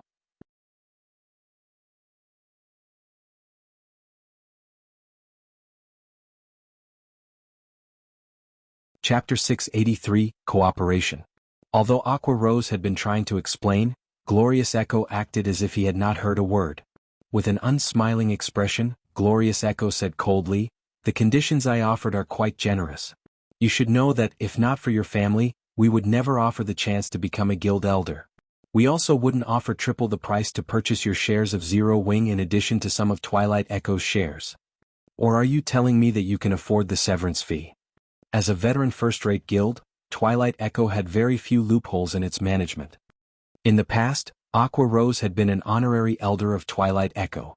With a considerably high position in the guild, it had only been natural to require her to sign a contract with the guild.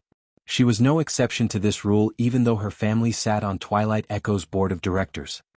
Now that Aqua Rose had left Twilight Echo and joined another guild, she was in severe violation of her contract. If it were Aqua Rose of the past, the severance fee would not have been an issue with her family's backing. Now, however, since Aqua Rose's family hoped that she would agree to Glorious Echo's conditions, they would not assist with the severance fee. Since the Divine Colosseum had launched, the price of magic crystals continued to climb by the day. In contrast, however, the increased availability was insignificant. As a regional dungeon that produced magic crystals, various guilds throughout God's domain targeted the Stoneclaw Mountains. However, the travel costs for guilds outside of Starmoon Kingdom were ridiculously high. Moreover, without a foothold in the area, these guilds, at most, would be left with table scraps. As the nearest town to the Stoneclaw Mountains, setting aside Stone Forest Town's geographical advantage, the coins and magic crystals it could earn each day was enough to make the various guilds drool. Only level 150 guards patrolled the town, protecting the guild that owned it. At the same time, there were also the NPC guards that Zero Wings members had recruited. Even a super guild had to stand by and watch, helpless against Zero Wings' defense. From Twilight Echo's perspective, Aqua Rose was the only reason Zero Wing had any power today. Otherwise, it was impossible for a guild without any background, financial strength, or nurturing methods to grow to such a scale within such a short amount of time. Aqua Rose had initially been an honorary elder of Twilight Echo. She was well known in the virtual gaming world, yet she had suddenly joined a nameless and powerless guild. This guild must have offered a relatively high price to recruit her. In addition, with Aqua Rose's current importance to Zero Wing, she would undoubtedly wield a massive amount of authority. Even giving away 90% of the town's lands would be well within her authority, much less allowing Twilight Echo to establish a guild residence in Stone Forest Town. As long as Twilight Echo obtained Stone Forest Town, the guild would have the capital to rise in God's domain. A veteran first-rate guild had an abundance of manpower. Twilight Echo was no exception, with an army of elite players held in reserve. However, it was not easy to nurture a God's domain expert. This process required a large amount of magic crystals. If Twilight Echo could claim Stone Forest Town, then it could farm magic crystals, which would then allow them to nurture a large number of experts. At that time, Twilight Echo would have much higher chances of emerging victorious in the competition over the Storm Empire. Hence, it was a must for Twilight Echo to secure Stone Forest Town. Listening up to this point, Aqua Rose fell silent. She had already had enough when her family had forced a marriage upon her. She had joined Zero Wing and wholeheartedly focused on managing the guild, watching it grow slowly, because she wanted to prove her talents to her family and gain their approval. However, rather than gaining recognition, she was still treated like a tool. "Glorious Echo, if you have nothing else to say, you can leave now. You are not welcome here." Aqua Rose no longer bothered addressing Glorious Echo as guild leader, but referred to him by his character name instead. She made sure they knew how furious she was. Since she had joined Zero Wing, she had been very happy. Her time here was completely different from her time in Twilight Echo. She had learned many things during her time in the guild. Counter to others' beliefs, it was Zero Wing that had made her stronger, not the other way around. And they want her to sell out Zero Wing? Not in this lifetime. Seeing Aqua Rose's determination, Glorious Echo's somber expression darkened. "Right, I've forgotten to introduce this young lady beside me." Glorious Echo's expression suddenly changed. With a smile, he proceeded with the introduction. "This is Miss Exemplary Willow. She represents Open Source Corporation and is responsible for the corporation's affairs relating to God's domain. Exemplary Willow, who wore a purple robe, only smiled in response. She did not bother to offer a single word. It was as if she looked down on Aqua Rose. Why is someone from Open Source Corporation here? Aqua Rose's shock was obvious. Open Source Corporation was a Global 500 company. Moreover, it ranked very close to the top. To the corporation, Twilight Echo was like an ant that it could squeeze to death at any given moment. They were from completely different worlds. You might not realize this, but Open Source Corporation has already invested in Twilight Echo, becoming the guild's largest shareholder. Although your parents were strongly opposed to the plan, their efforts were useless, Glorious Echo sneered. If our talks for cooperation fail today, I believe that Miss Willow will be quite disappointed. If Miss Willow is unhappy, Open Source Corporation might accidentally take everything from you and your family. So, I think you should consider your options carefully before you speak. So that's their game. Aqua Rose immediately came to a realization, a self-deprecating smile appearing on her face. It was no wonder why her family had not opposed the guild's decision. It would be child's play for Open Source Corporation to suppress her family's business. Facing such a monstrosity, her family would have no choice but to lower their heads. This is your best and only option. Why must you make life difficult for yourself? Glorious Echo advised softly. Besides, we're not just taking Stone Forest Town's land for granted. We are offering your guild leader a satisfactory price. If you can persuade him to hand over Stone Forest Town, then I assure you that not only will you become a director of Twilight Echo, but Black Flame will also receive shares of the guild and become a director with you. With OSC's investment, Zero Wing will quickly become the #1 guild in Starmoon Kingdom. Wouldn't this be a better result? Taking a deep breath, Aqua Rose said resolutely, Glorious Echo, stop dreaming. I will never agree to your offer. She would never betray the guild. Although she felt sorry for her family, she believed that, by relying on her own abilities, even if her family's business went under, she could help her family flourish even more than before. Good, very good. Glorious Echo applauded. However, his expression while doing so was exceptionally grim. With a chilling tone, he said, Since you do not know what's good for you, I'll move this discussion to your guild leader. I believe he will be far more understanding. You better not regret your decision. No guild could ignore the temptation of receiving OSC's investments. As long as Black Flame was a reasonable man, he would beg to have Open Source Corporation become the major shareholder of Zero Wing. Are you looking for me? At this moment, Shi Feng pushed open the doors, smirking wickedly as he slowly entered the room.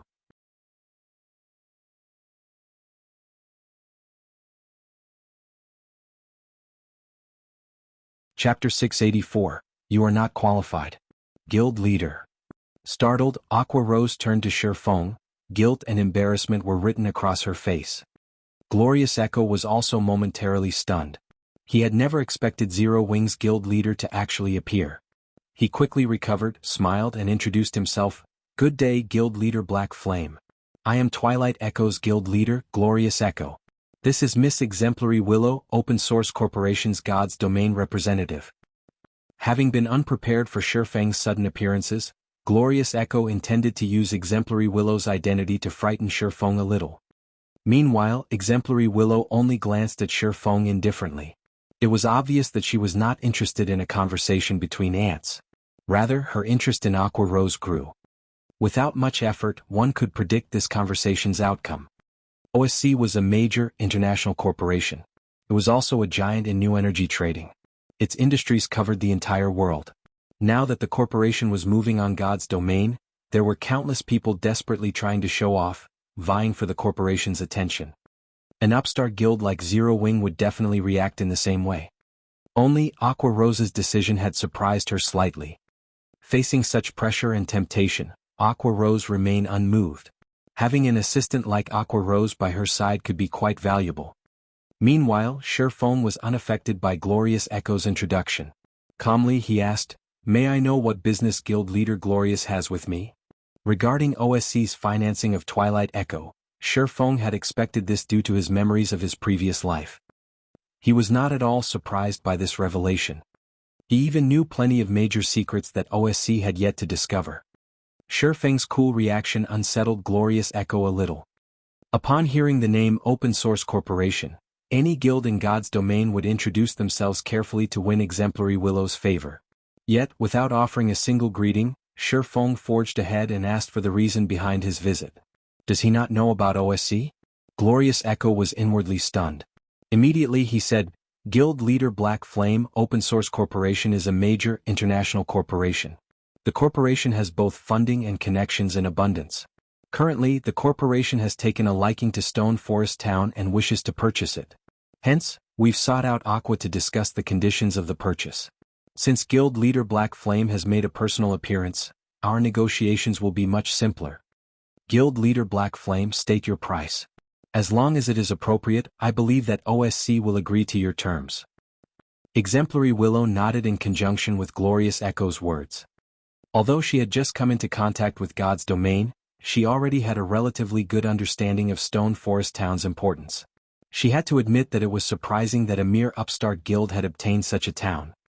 I see, Shi Feng laughed. He then looked at Glorious Echo saying, Then Guild Leader Glorious, you may leave now.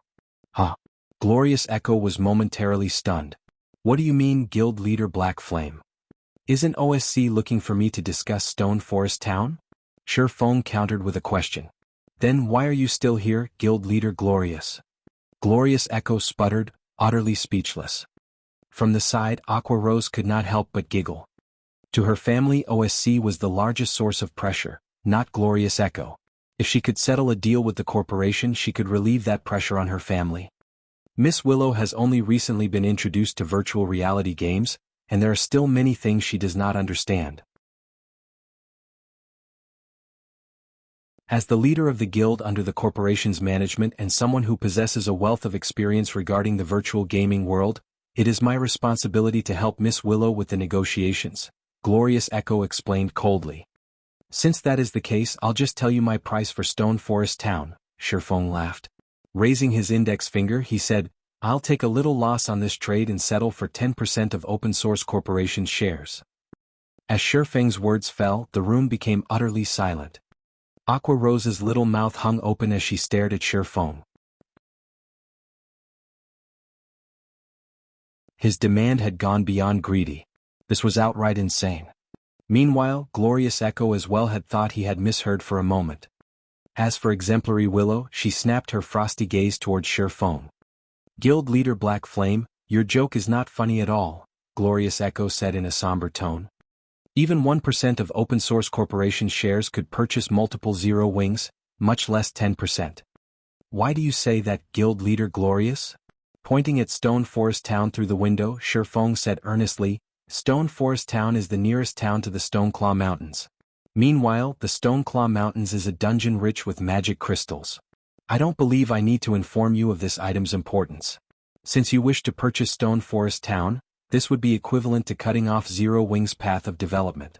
I only want a few Open Source Corporation shares, so how is that excessive? Since Guild Leader Glorious doesn't qualify to make this decision, please look for someone who does to speak with me. You should know that I am a very busy man. If I make an appointment with every random nobody to discuss business, I won't even have any time to rest. Insulted, Glorious Echo's vision went red as he even considered Shi Feng's murder. Shi Feng had actually dared to humiliate him publicly, calling him a random nobody. Even super guilds were not so bold. Meanwhile, Aqua Rose could not hold back her laughter. The guild leader of the almighty Twilight Echo had actually been humiliated to the point where he could not offer even a word of retaliation. This was the first time Aqua Rose had seen such an ashen expression on Glorious Echo's face. This comic moment relieved much of her pent-up frustration. However, Aqua Rose realized that Shi Feng was currently venting for her, and her heart could not help but warm at this sight. Guild Leader Black Flame, are you being serious? Finally, Exemplary Willow spoke. However, her tone was extraordinarily cold. She could not believe that the guild leader of such a tiny guild would actually dare to underestimate OSC. Although Exemplary Willow had not said anything threatening, the room's atmosphere grew heavy with tension. Even Aqua Rose struggled to breathe. This was the aura of someone who had always stood at the top of the world. Despite being unimaginably weak, she could still make a top-tier expert like Aqua Rose feel anxious. If Shi Feng answered poorly, the consequences would be unimaginable. At this moment, Aqua Rose was somewhat regretful. She should have stopped Shi Feng. At the very least she could have prevented this. However, as if Shi Feng was without a care in the world, he nodded leisurely and responded, "Of course. I'm always a man of my word." Although Shi Feng was not loud, everyone in the room could hear him clearly. Insane. This person was insane. Glorious Echo's previous anger vanished, replaced by shock. With astonished eyes he stared at Shi Feng. Shi Feng had just intentionally provoked an international corporation just to help Aqua Rose get revenge. Just how ignorant must one be to carry out such an action? Very well. I will convey your price to my superior, Exemplary Willow said indifferently. She then turned to Glorious Echo commanding, "Let's go."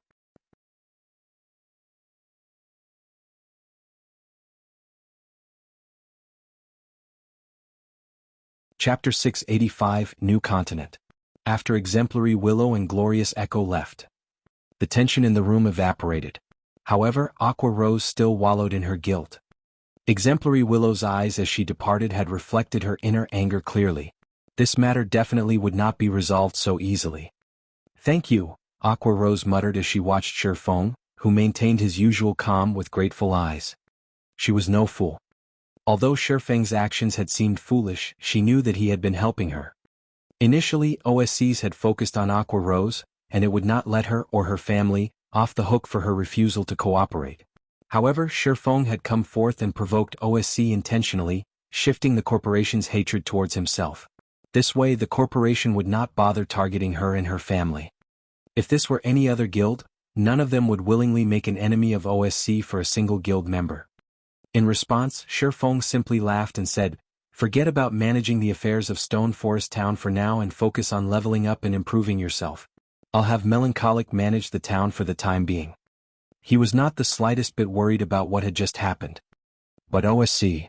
Aqua Rose understood that Shi Feng was letting her distance herself from the dispute this time. This way she would not attract Open Source's attention. However, she was the main instigator of this issue. She couldn't just watch the situation play out from a safe distance. "Don't worry about it. Stone Forest Town is simply too valuable. Even without Twilight Echo and Open Source, there will be other guilds and corporations wanting a piece of the pie." Shi Feng could see Aqua Rose's guild. However, things were not as simple as she thought. In Starmoon Kingdom, there has yet to be a single power capable of taking Stone Forest City from us. What do we have to fear? The intense competition in God's domain far surpassed every virtual reality game before it. Although Shi Feng did not know the reason for God's domain's popularity, as someone who had experienced it before, he was fully aware of the dangers that came with taking over Stone Forest Town.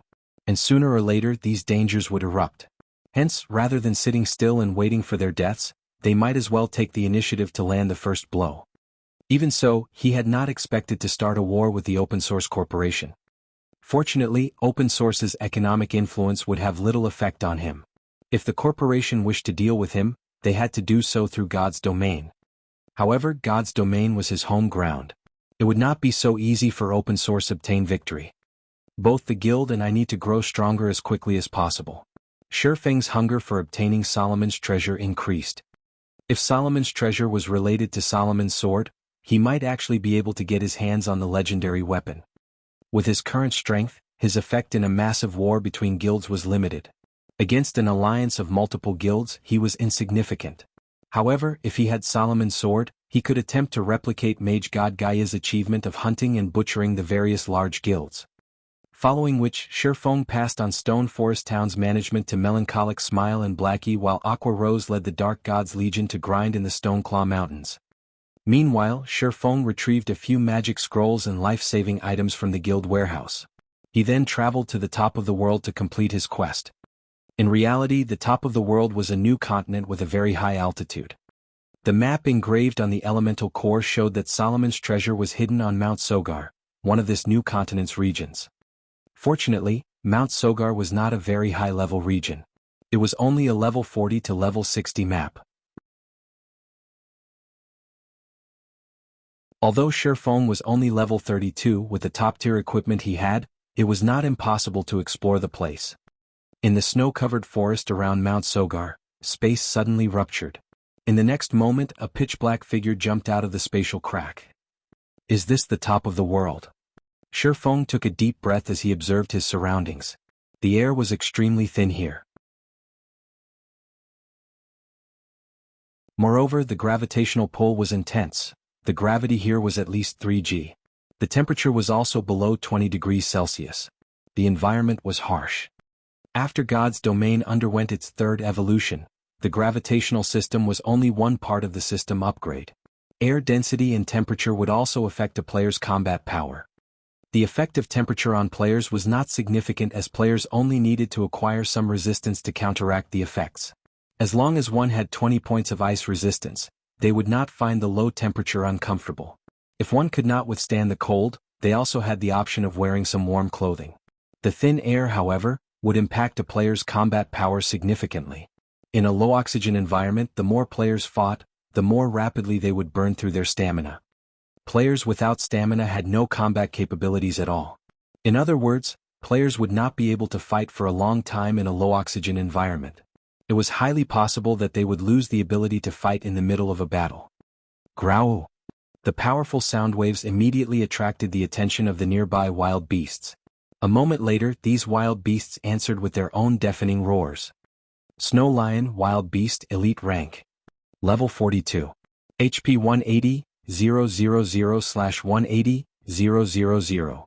At this moment, a total of 5 white-furred snow lions appeared around Shifeng, surrounding him, their amber eyes radiating a fierce bloodlust. These monsters sure are powerful. Despite being only elite rank, their bloodlust is so strong. This place really isn't meant for ordinary players. Shifeng chuckled as he unsheathed the abyssal blade. If any other expert stood in his place right now, the snow lions would likely devour them. Fortunately, Shifeng was no ordinary expert. Growl! At the sound of a low roar, a snow lion dashed forward and bit down at Shifeng. Almost as if they had planned their attack, the other 4 lions took the opportunity to circle to Shifeng's back. Scram! Shifeng struck at the snow lion's head, the abyssal blade colliding with one of the monster's fangs. Dang! So tough. Shifeng felt his hand go numb when the abyssal blade stuck the snow lion's fang. However, the snow lion that attacked Shifeng had not fared any better than Shifeng as the impact sent it flying. Its ivory fang also sported a deep gash. The abyssal blade had nearly chopped off the snow lion's fang. However, the snow lion only suffered -424 damage from the attack. To its 180,000 HP, that damage was practically negligible. Shifeng then spun and sent a slash to his back, the black streak of light slashing at the 4 oncoming snow lions. The snow lions' hides were far more tender than their fangs.